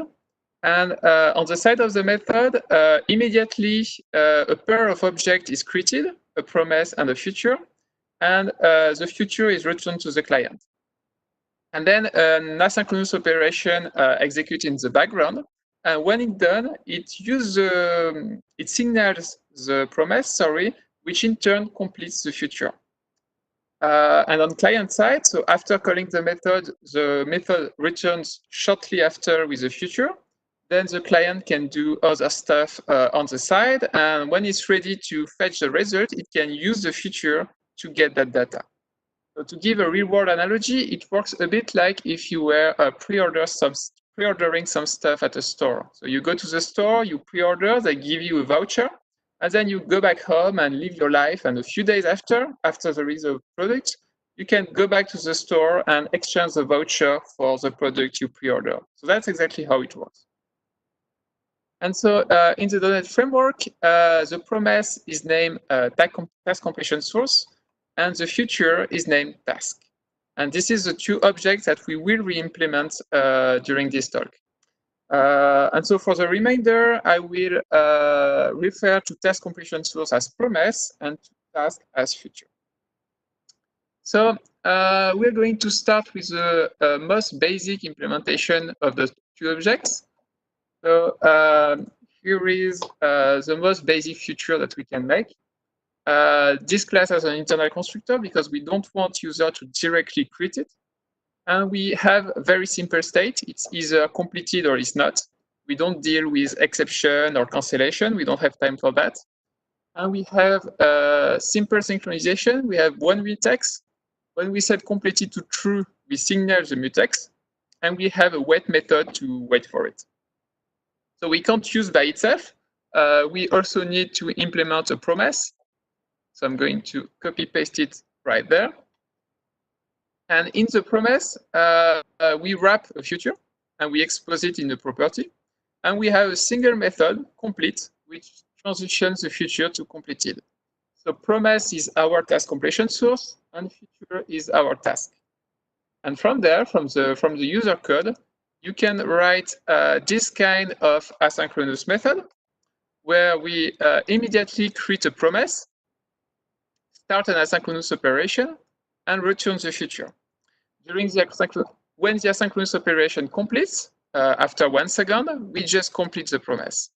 And then on client side, we can call the asynchronous method. Here, we do our stuff. And then at some point, we can wait on the future and fetch the result. And so if I run it like this, well, nothing impressive is going to happen. It's just going to wait for 1 second, and then we see it done. More often than not, you will want your asynchronous method to return some data alongside the future. So this is what we're going to implement next.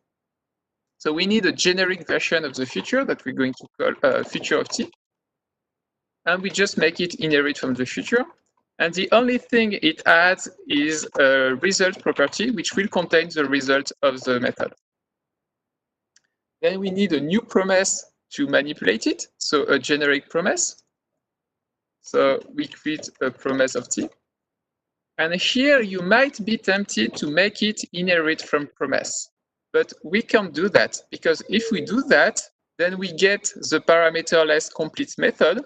And it means that somebody can complete the promise without setting a result on the future, which will lead to some inconsistent state. So we cannot do that. If you think about it, that's the reason why for so long there hasn't been a non-generic task completion source in the .NET framework. It's because to implement it, since they can't make one inherit from the other, they would have to duplicate the code. And so they don't want to do that unless they have a compelling reason to do so. And a bit of trivia, the non-generic task completion source was merged into .NET Core a few days ago, so it should be finally available in .NET 5. So we can't do that. So instead, we have to copy-paste the code of the promise, and here use a generic feature instead. And of course, the complete method will take a value, and then we just assign the value to the future. So we will not take care of race condition and this kind of stuff because we won't have time. And so now that we have that, here we can return a future of int.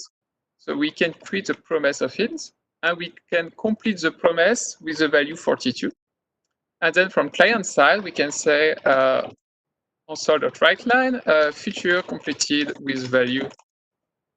And if everything works properly, then it should display 42. Hopefully. So there we go. So still nothing very impressive, but you already have the basic tools to do some async programming. But pretty quickly, you will notice one problem is that whenever you need to fetch the value of a feature that is not yet completed, your only way is to call the wait method, which will block the thread synchronously. And so you will be wasting resources just waiting around, which is a shame, since one of the points of asynchronous programming is precisely to free those threads when waiting for operations. So to fix that, we need to add a new API. We need to add a notification system that allows us to subscribe to a feature and be called back when it completes. So we are going to implement just that. And I go back to my future, and I'm going to add that method that we're going to call continue with. I'm going to take an action of future, which is a continuation. And the idea is that whenever this feature completes, we're going to call this continuation with the feature as a parameter. This way, the continuation can take decision based on the status of his parent. But if we design the API like that, we will be able, of course, to do here feature.continue with. But then if we want to chain another continuation after this one, we cannot because our return type is void. So it would be much more convenient to instead return a feature. And the convention will be that this feature completes when this callback is complete. And this way we can create a workflow. So to implement this, we can use our promise object, but for optimization purpose, to reduce the number of allocation, it's better to have one type dedicated to this. And so we're going to introduce a new type of feature that we're going to call feature continuation. I'm going to copy it here. So it's very simple. It inherits from feature. It takes the continuation and the parent feature and store them. And then it explodes an invoke method that is internal, that's very important, that calls the continuation and transitions the feature to completed. So basically, it merged the concept of feature and promise into a single class, mainly to reduce the number of heap allocation and also to make some stuff easier to implement later. So once we have that, we can go back to our continue with method and implement it. So it will be something like that. We create our feature continuation. We call an add continuation method that we haven't implemented yet. and we return the future. But if I have only this continue with, then here, let's say that I want to return the value, so say 10. I won't be able to because our only continue with return a non-generic future, and we have no overload that returns a generic one. So we're going to add this. So like this, I declare this overload. So continue with that take a func instead of an action this time, and it returns a generic future. And so I'm going to copy paste the code here, but it's not going to work because future continuation is a non-generic future. And here we need to return a generic one. So we need a new implementation of future continuation. So we are going to do that. And here we have future continuation of t, which is just like future continuation, except that it inherits from future of t. And so it takes the continuation and the parent. And in the internal invoke, it calls the continuation, assigns the result to the future, and transition to completed. And so now I can just use my generic future continuation, and this should work. But then let's imagine that I don't want to return 42, but I want to return the value of the parent future times 2. I can do that because continue with is only declared on the non-generic future. So I need to add overloads on the generic one. So we're going to do that right now. So my generic future is right there. And so I need a continue with on this class. And here you may be tempted to copy paste this, but this is not going to compile because future continuation accepts an action of future. And here we have an action of future of t. And so if you want to do things cleanly, you have to implement not 2 types of continuation, but 4 different types of continuation. And that's what I did in the .NET framework. So in our case, we're going to cut corners just to go faster. And I'm going to reuse the same future continuation, but introduce a lambda that will cast the future to future of t. But by doing so, I add a heap allocation because of the closure. And so if you're worried about performance, you cannot do that. And that's why they didn't do that in the .NET framework. OK, so I still need the one for that return a generic future. And now we can finish implementing it. So we still don't have the add continuation method, so I'm going to implement it. And we just need to enqueue the continuation to some internal queue. And I have a to-do here. I will go back to it later. And so I still need to introduce that concurrent queue. So concurrent queue of future that I call continuations. There we go. And so right there, this works. And we have our continuations that are enqueued, and we still need to execute them when our feature is completed. So I'm going to introduce an invoke continuations method. I'm going to copy paste it right there. And the idea is that we just take everything we have in the queue and we call invoke on it. But this cannot work because invoke is an internal method that is declared on future continuation and future continuation of t. And here we have a queue of future, so we cannot use invoke. So there are multiple ways to fix that. For instance, we could do some casting, but we have potentially 4 different types of continuation. We could use interfaces. But the way they did that in the .NET framework is by introducing an internal virtual invoke method on the base feature, and then just overriding it when necessary. Right there, and my other future continuation is right there. So it means that if you call invoke on some kind of feature, you will get an exception, but this should never happen because the method is internal. And on our side, we are careful to only call it when it makes sense. We still need to call invoke continuation some point. So we're going to say, when I set is completed to true, I'm going to call invoke continuations like that. And yes, and the to-do. So if I add continuation of feature that is not completed, it's going to be enqueued. And then when we transition to completed, we call invoke continuation and we execute it. But if the feature is already completed when I call add continuation, then I'm going to enqueue it and never execute it because we've already called invoke continuation.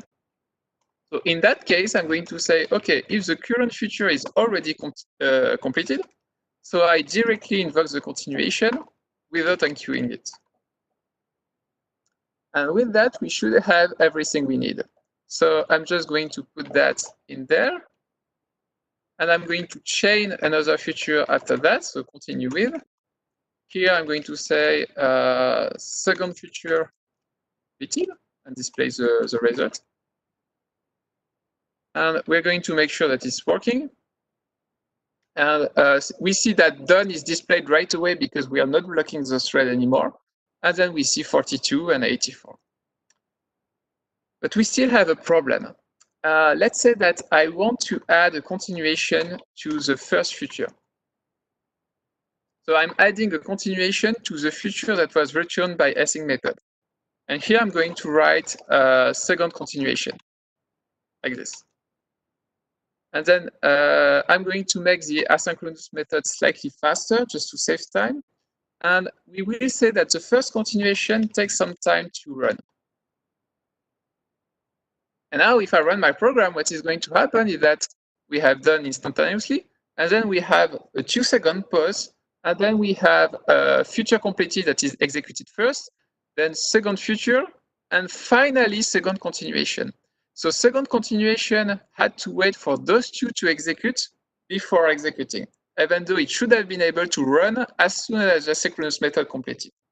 So what happened? The problem with our current implementation is that we are calling the continuations in the same thread that completed the promise. This is something in asynchronous programming that we call inlining. And this is a very fine optimization in some cases, but there are other cases like that where this is not a desirable behavior. So to work around that, we need to introduce a way to schedule our continuation on another thread. But depending on the application, they may have different requirements for scheduling. So we're going to introduce an API for that. So I go back to my implementation, and I'm going to introduce this API that we are going to call Future Scheduler.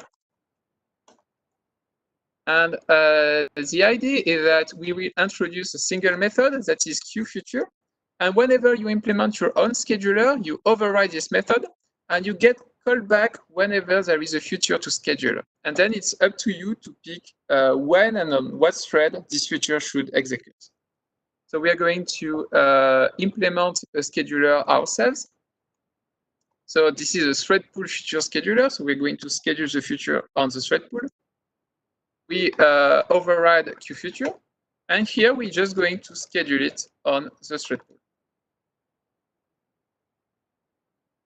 And you may be thinking that's it, it's going to work, but let's imagine that I'm inside of my feature library, so I have access to all the internals. But if I'm in my application, so in a different assembly, and I try to do the same thing, then I'm going to have a compilation error here because invoke is internal. And we don't want to make invoke public because there are situations where we shouldn't call invoke, so we want to prevent that.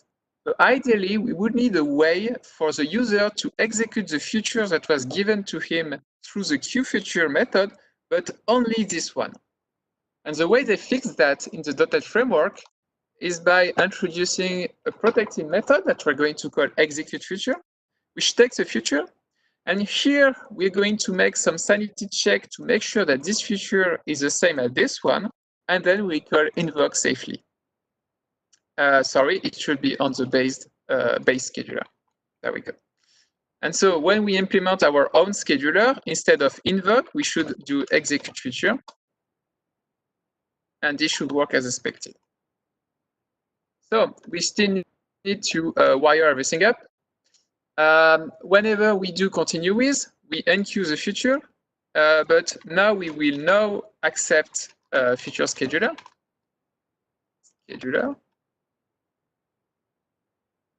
And the idea is that we enqueue the feature, but we should also enqueue the scheduler. And one way to do that is to add the notion of scheduler to our feature continuation. And in fact, it's even easier for many reasons to add the notion of future directly to the parent future. That's what they did in the .NET framework. The notion of scheduler is backed directly into the task. So I'm going to add to our internal constructor the scheduler. I'm going to store it in a property. And then I'm just going to update all of our constructors to make sure we take the scheduler. So I do that for future of t. And I'm going to do that for future continuation as well. So here I just take the scheduler, and then I call the base scheduler. And if the scheduler is null, then I will give future scheduler.default. So I'm going to add that in a second. There we go. And then we are going to define the notion of a default scheduler just to make things easier. So static read-only future scheduler default, and we return the thread pool scheduler. And now we should have pretty much everything we need. So we just need to replace the parameter in all of our continuous call. Basically, I take the scheduler and I give it to the future continuation. And I do that everywhere. So we're just going to skip around it. There we go. But I'm still not using the scheduler. So to use it, I'm going to add a helper that I'm going to call schedule and start. And what it does is asking the scheduler to enqueue the future. And now, every time I was using invoke, I will be using schedule and start instead. And so if I forgot nothing, and I run my program, we see that second continuation appears immediately without waiting for the other continuation to execute. So we've solved the scheduling problem. But we went from a situation where everything was in line to a situation where nothing is in line. It would be nice to have a situation in between where we inline only when it's safe. So we are going to add the notion of inlining to our scheduler. So we will add a protected internal virtual bool try execute future inline that takes a future. Default implementation returns always false. And then in the thread pool scheduler, we're going to say, okay, it's fine to inline if we are currently on the thread pool. So if the current thread is a thread pool thread, then we execute the future. And we return true to say, okay, we've inlined the future. Otherwise, we return false. So the idea is that you implement this, you get called whenever there is a possibility to inline a future, and then you take the decision to execute it or not, and it returns true if you did, or false otherwise. And then we still need to decide when it's safe to call the inlining. And we will say that it's safe whenever we have only one continuation in our on our future. So right there, I'm going to say, okay, if we have only one continuation, then I take it, I give it to the scheduler, and I ask, do you want to inline this future? And if the scheduler refuses, then I just schedule the future as usual. And of course, you can think of many situations where it's safe to inline a future or not. And in fact, you have different rules between .NET Framework, .NET Core, and Mono. Here, we will only implement this one. Just to make sure that it's working, I'm going to add a diagnostic message right there, so inlining. And if I run my program, we see second continuation, future completed, and only there I see inlining, because this is the only place in my workflow where I have only one continuation. Also, I forgot one to do, sorry about that.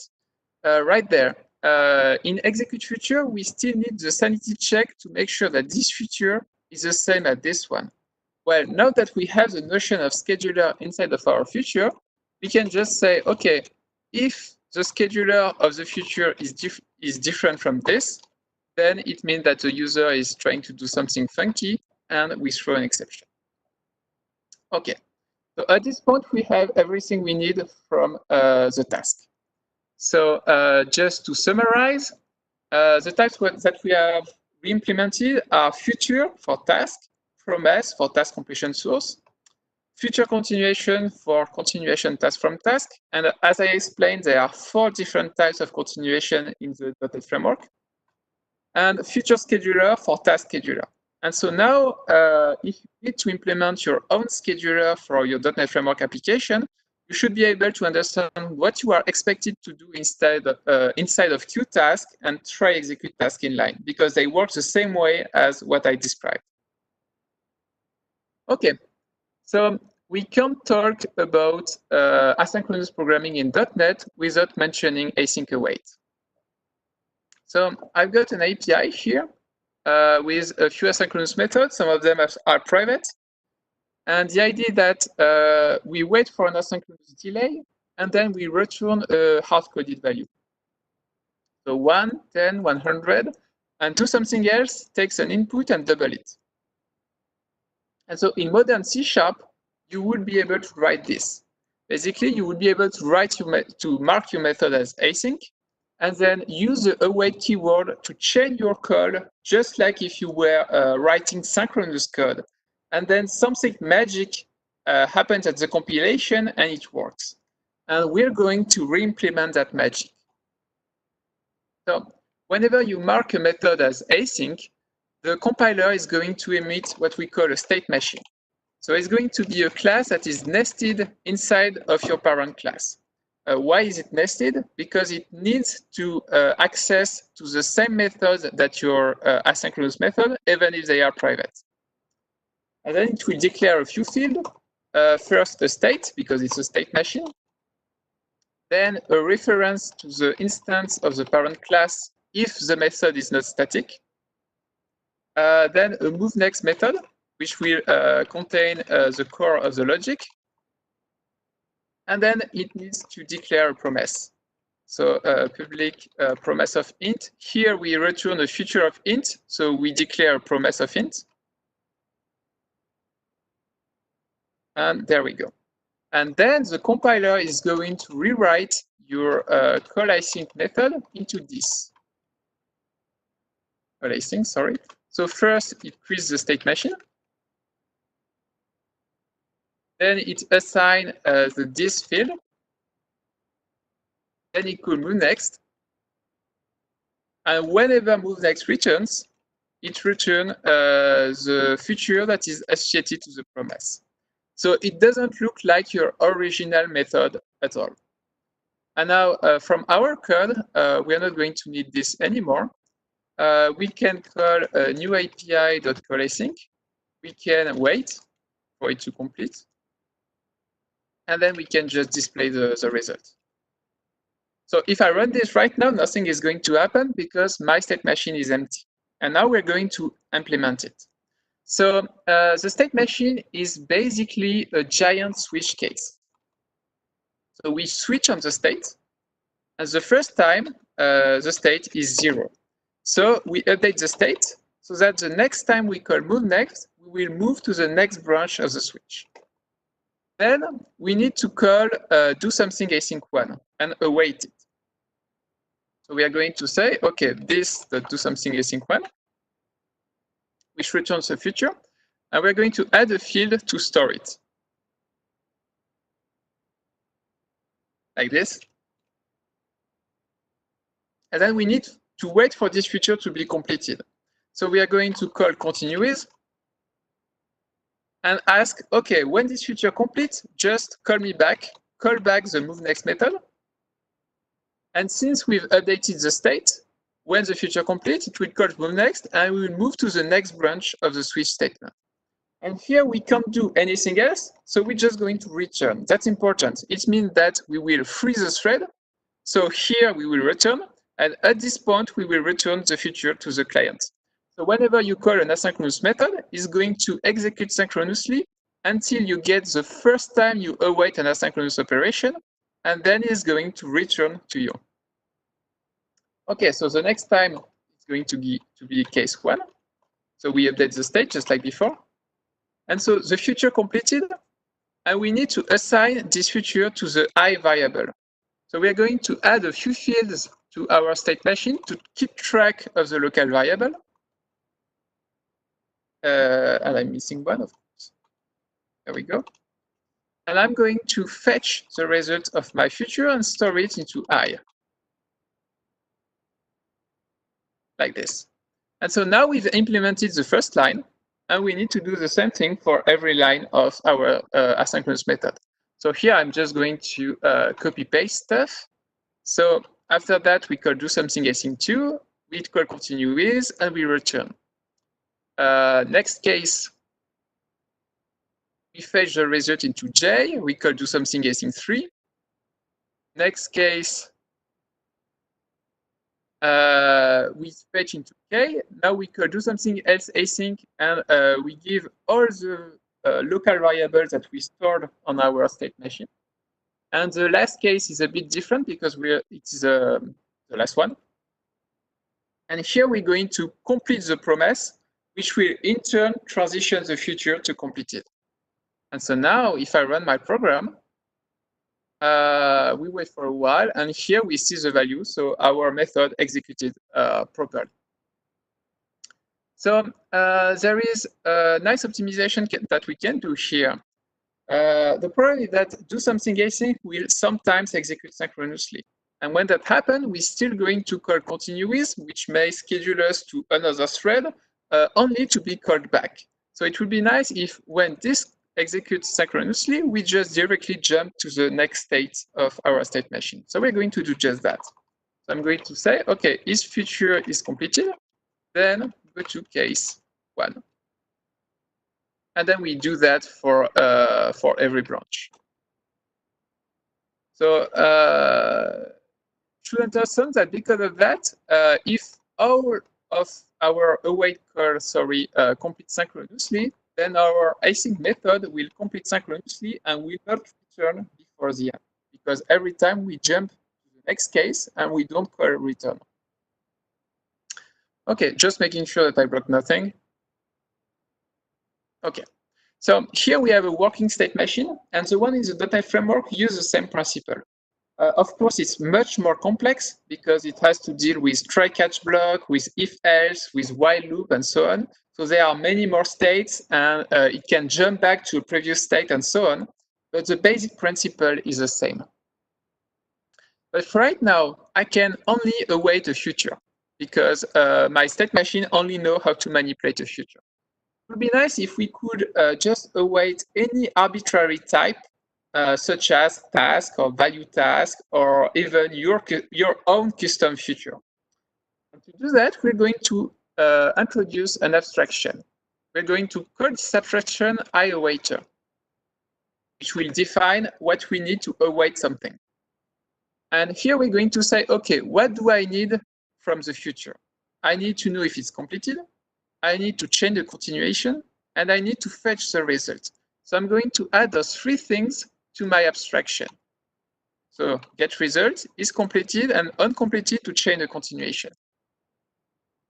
Then I'm going to introduce future awaiter, which is the implementation of IAwaiter for our future.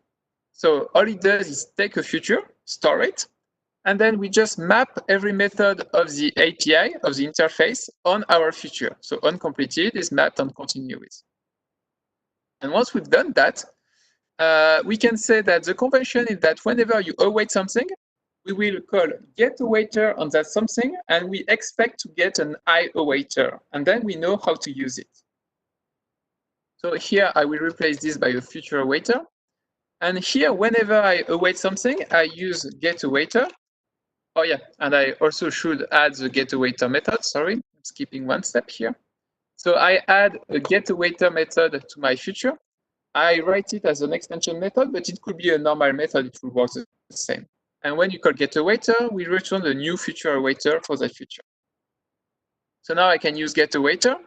And here I'm just going to replace everything by the API of getAwaiter. So uncompleted. And results become getResult. So I'm just going to replace everything. I'm just going to copy paste to go faster. like this. So just it's the same state machine, except that I replace the call with the IOWaiter API. So making sure that I block nothing, and it's still working. And so at this point, we can await any type that define a getAwaiter method that returns an IOWaiter. So that's pretty nice. But we can await anything, but we still have to return a future because we only know how to manipulate this promise. So just like the awaiter, it would be nice if we abstracted that so that we can return any arbitrary kind of future, so that we can return a task, a value task, you name it. Just like before, we're going to introduce a new abstraction, and we're going to call that an async method builder, and we will call ours the future builder. And then we see what do we need from the promise. We need to fetch the associated future, and we need to complete it. We need only those two things. So I'm going to add those two things to my future builder. So we create a promise. We have a task property which returns the future, and we have set result which completes the promise. Okay, and I'm going to add one more thing. Right now, it's my state machine that calls uncompleted on the awaiter. I want to delegate that to the builder so that it will give the builder a chance, for instance, to log some stuff or to save the state before yielding the thread. It's just to make the API more powerful. So I will call this method await uncompleted, and it will take an awaiter and a state machine. And then the most basic implementation, we will just call the awaiter and ask to call back the state machine. But right there, we could save the state or log stuff or whatever. So this is not going to compile. I cannot reference the state machine because every asynchronous method will have a different state machine because it's emitted at compilation time. So for that, we're going to introduce an interface that we will call iAsync state machine. And it has a moveNext method. And so here I can expect an iAsync state machine, and this should compile. And here I'm just going to say that I implement iAsync state machine, that I have a future builder instead of my promise. I will call it builder. And I just need to replace everything. So here we return builder.task. And instead of future.uncompleted, we will builder.await uncompleted, like this. And in the end, we will call builder.complete, .set result. So just like before, I'm going to copy paste. There we go. So here we call builder.set result. And now just making sure it's still working. And this is still working. So right now, our state machine can await any arbitrary type and return any arbitrary type. So it's pretty nice. From this point, we're going to optimize some stuff. And mainly, I would like to reduce the number of heap allocation because when you allocate something on the heap, you put pressure on the GC, and it can cause unwanted pauses in the client applications. So we will start by our builder, and we will make it a struct to remove one allocation. You can't have initializers in a struct, but in any case, I don't want to manipulate promise because it will add one heap allocation that we can remove. So instead, we will directly manipulate a future. And in the task property, we will lazily allocate that future. So if it's not there, I create it, and then I return. And so in set result, I'm going, since I don't have a promise, I'm going to manipulate directly the future. It's okay because it's in our library. And I use the task property so that it gets allocated lazily if it's not already allocated. And one more optimization. Here, when I call await uncompleted, I expect an IOWaiter. And my future awaiter is a struct, which means that it's going to be boxed. Why? Because structs are value types and interfaces are reference type. They have different semantics. And so for you to be able to cast your struct to an interface, the runtime is automatically going to box it, which means it's going to make a copy of it on the heap. We can avoid that by making our method generic. So instead of expecting an I awaiter, we expect a T awaiter where T awaiter is an I awaiter, which looks dumb like that. But by doing so, you remove the heap allocation, you remove the boxing. So just making sure that it's still working. Still good. So we're going to optimize further.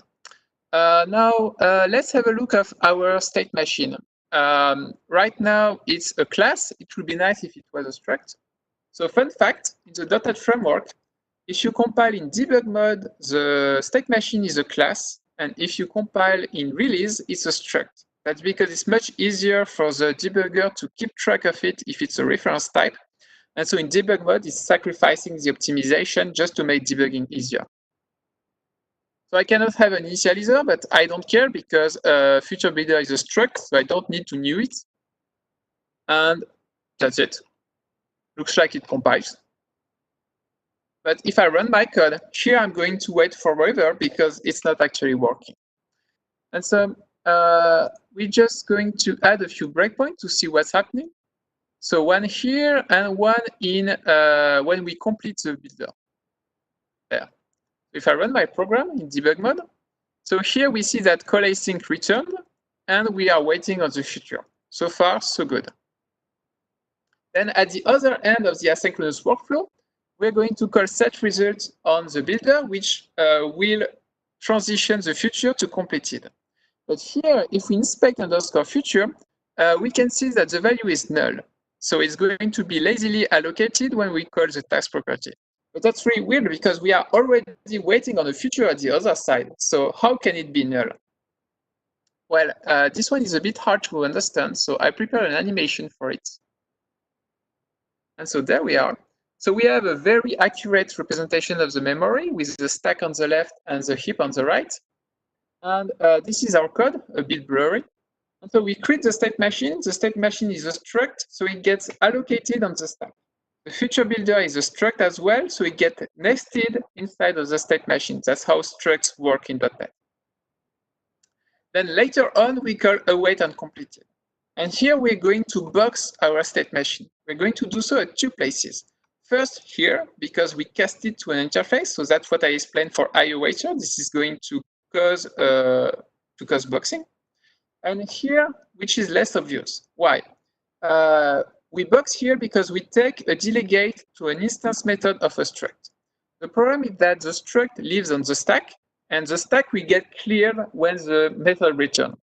But the delegate can live pretty much forever and can be called at any point in time during the lifetime of the application. So by the time my delegate is going to be called, my struct might not be on the stack anymore, which will cause us to reference invalid memory. So to make this safer, whenever you take a delegate to an instance method of a struct, the runtime automatically boxes it. So why is that a problem? Well, when you box something, as I explained, the runtime is going to allocate a chunk of memory on the heap, then it's going to make a copy of the stack to the heap. And so at this point, we end up with two different state machines in memory.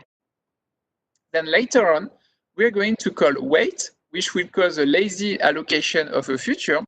And this is going to be allocated on the future builder that is on the stack. So the one on the left now has a future that has been lazily allocated. And then at the other end of the workflow, we're going to call move next on the boxed state machine. And later, we're going to call set result again on the boxed state machine, which will cause the lazy allocation of a future on the boxed state machine. But then we end up with two different futures. And so if we complete the one on the right, the one on the left still isn't completed. So how can we fix that? Well, the most obvious fix is to get rid of the boxing. And we can easily get rid of the first box because we did that for IOWaiter. We can just make our method generic. The second one, we can't get rid of it. It's a runtime limitation, so we have to live with it.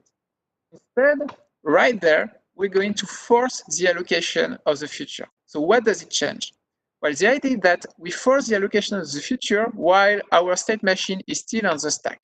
So now we have a future in our future builder. And then when we get to the next line and we box the state machine, we make a copy of it.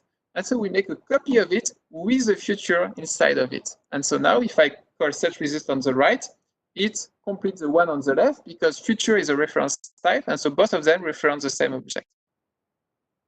Please note that it can only work because future is a reference type.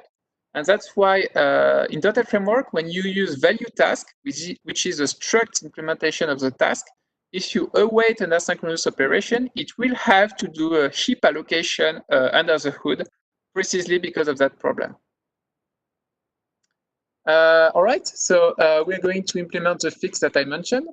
So I just need to go back to my builder that is right there. I'm going to make it generic to prevent the boxing. Note that I also add the ref keyword. I didn't explain that. That's because now that I expect a struct, whenever you call a method and give a struct as a parameter, you make a copy of it. And since we make a copy of it, we end up in exactly the same problem as we had with boxing. So by using the ref keyword, I make sure that we don't make a copy of it. And so here I need to force the allocation of the future, sorry. So I need to call the task property. I cannot call an empty property like that. That's not valid C#. So I like to use the GCKeepAlive method, which is an empty method, just to make it valid. But I could do that, and that would be the exact same thing. It's just a matter of style. And so if I run my program right now, and if I made no mistake, hopefully, oh yeah, since I added the ref keyword, I need to update all the call sites to give the ref parameter. So there are 4 of them, sorry. There we go. So now if I run my program and if I made no mistake, now this works and our state machine is a struct. That's one last optimization I would like to do. Right now, every time we call await uncompleted, we box the state machine right there. But every time it's going to be the same state machine. So it would be nice if we boxed it only once and then we stored the box state machine somewhere. So we're going to implement that. I'm going to add a field to store the state machine like that. And then here I'm going to say, okay, if state machine is null, then I box it. So to box it, I just cast it to an interface with an equal is better. And then I store it in my underscore state machine field. And of course, I call move next on the box state machine. So I thought that was working, and then I added a diagnostic message. So right there, I'm going to write boxing. And if I run this, we see that boxing is displayed every time we await. So our optimization is not working, which is really weird because it's very straightforward. If state machine is null, we assign it, and so it shouldn't be null anymore. So this one took me actually an entire afternoon to understand. So I have an animation for it. So we have the same representation as before with the stack and the heap, and this is our code. So at this point, we have the state machine on the stack, and we get to this line where we're going to box the state machine. And since we box it, I've already explained, we make a copy of it on the heap. And then we are going to assign our underscore state machine with a pointer to the box state machine. But the problem is that we assign underscore state machine to the this parameter. So we assign it to the state machine that is on the stack. Okay? And then later we call awaiter on completed and we return. So the stack get cleared. Move next get called at some point on the state machine on the heap. And then during the execution is going to be unboxed. And we end up with a copy of the heap on the stack. And then nothing references the state machine, the box state machine anymore, and it's going to get garbage collected. And we get back to the initial situation. We are going to box the state machine. We're going to assign it to underscore state machine, but we assign it to the one on the stack. And the problem is that we never assign it to the one on the heap. So it's pretty much the same problem as we had with the future just previously. And so you may think we can fix that by boxing the state machine only after assigning the underscore state machine field.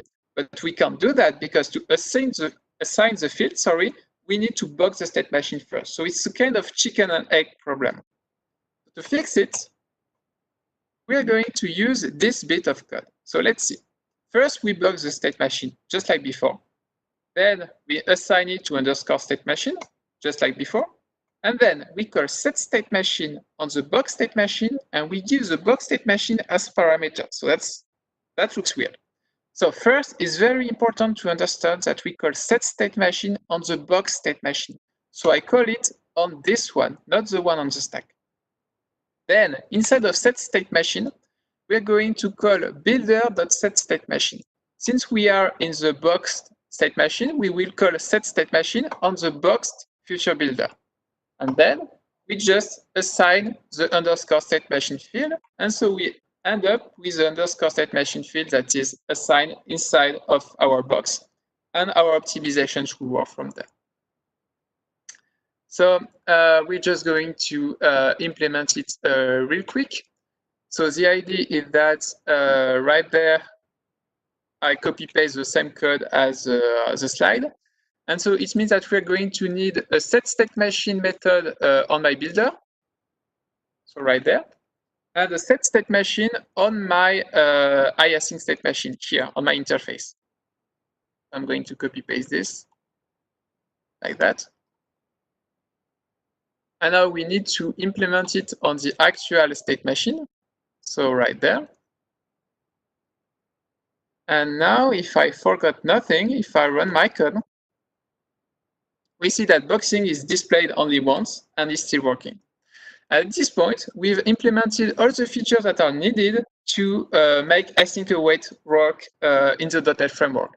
And to prove it, I'm going to go back to our future of T implementation, that is right there. And I'm going to add the async method builder attribute. It tells the compiler, whenever I make an asynchronous method that returns a feature, use this builder, okay? Then I'm going to add the iNotify completion interface to the IOWaiter. This is just the IOWaiter of the .NET framework.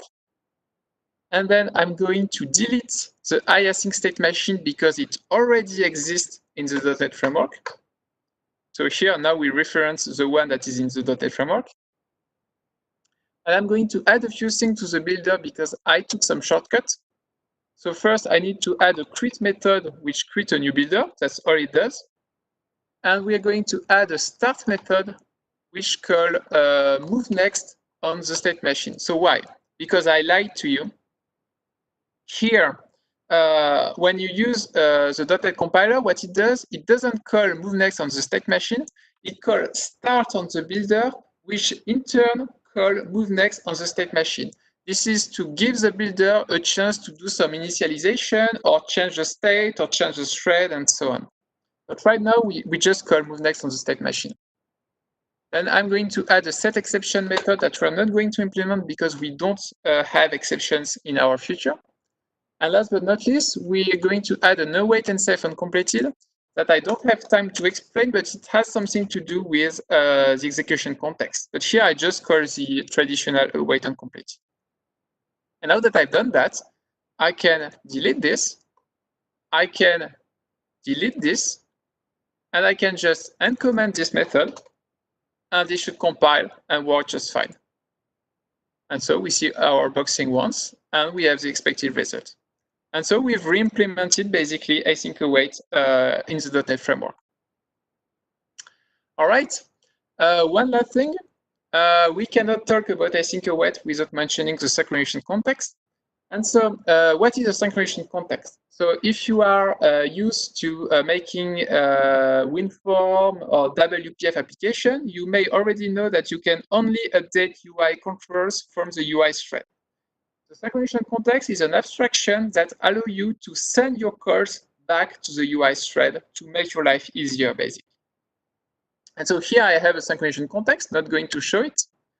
And instead of calling call async like this, I'm going to call it on the synchronization context. So basically, I use the post method of the synchronization context, and it says, OK, execute that call on the UI thread. And then in call async, I'm going to instrument it with the display current synchronization context method, which name is self-explanatory. And I'm going to run the code.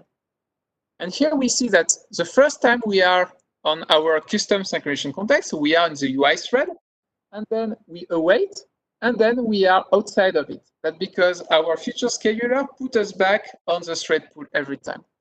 And so if you are writing a UI, it means that right there, you can update your UI controls, and there you cannot anymore, even though you are in the same method. So this is very error prone. And so to fix that, we would like to stay in the UI thread for the duration of the method. So we're going to add this feature to the feature awaiter. So in the feature awaiter, whenever it's completed, we use continue with to call back.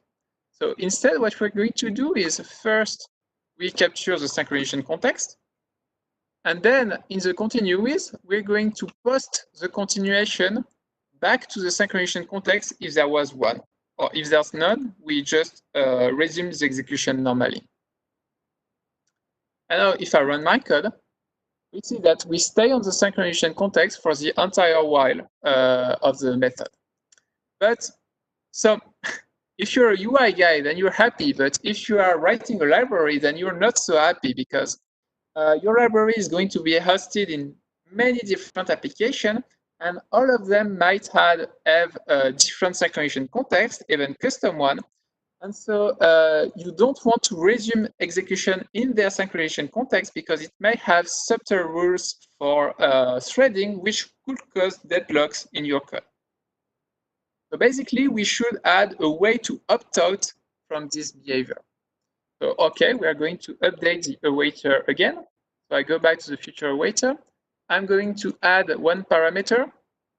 We're going to call it capture context. And then we're going to say, okay, we capture the synchronization context only if capture context is true. Otherwise, we don't capture it. But then we have a problem.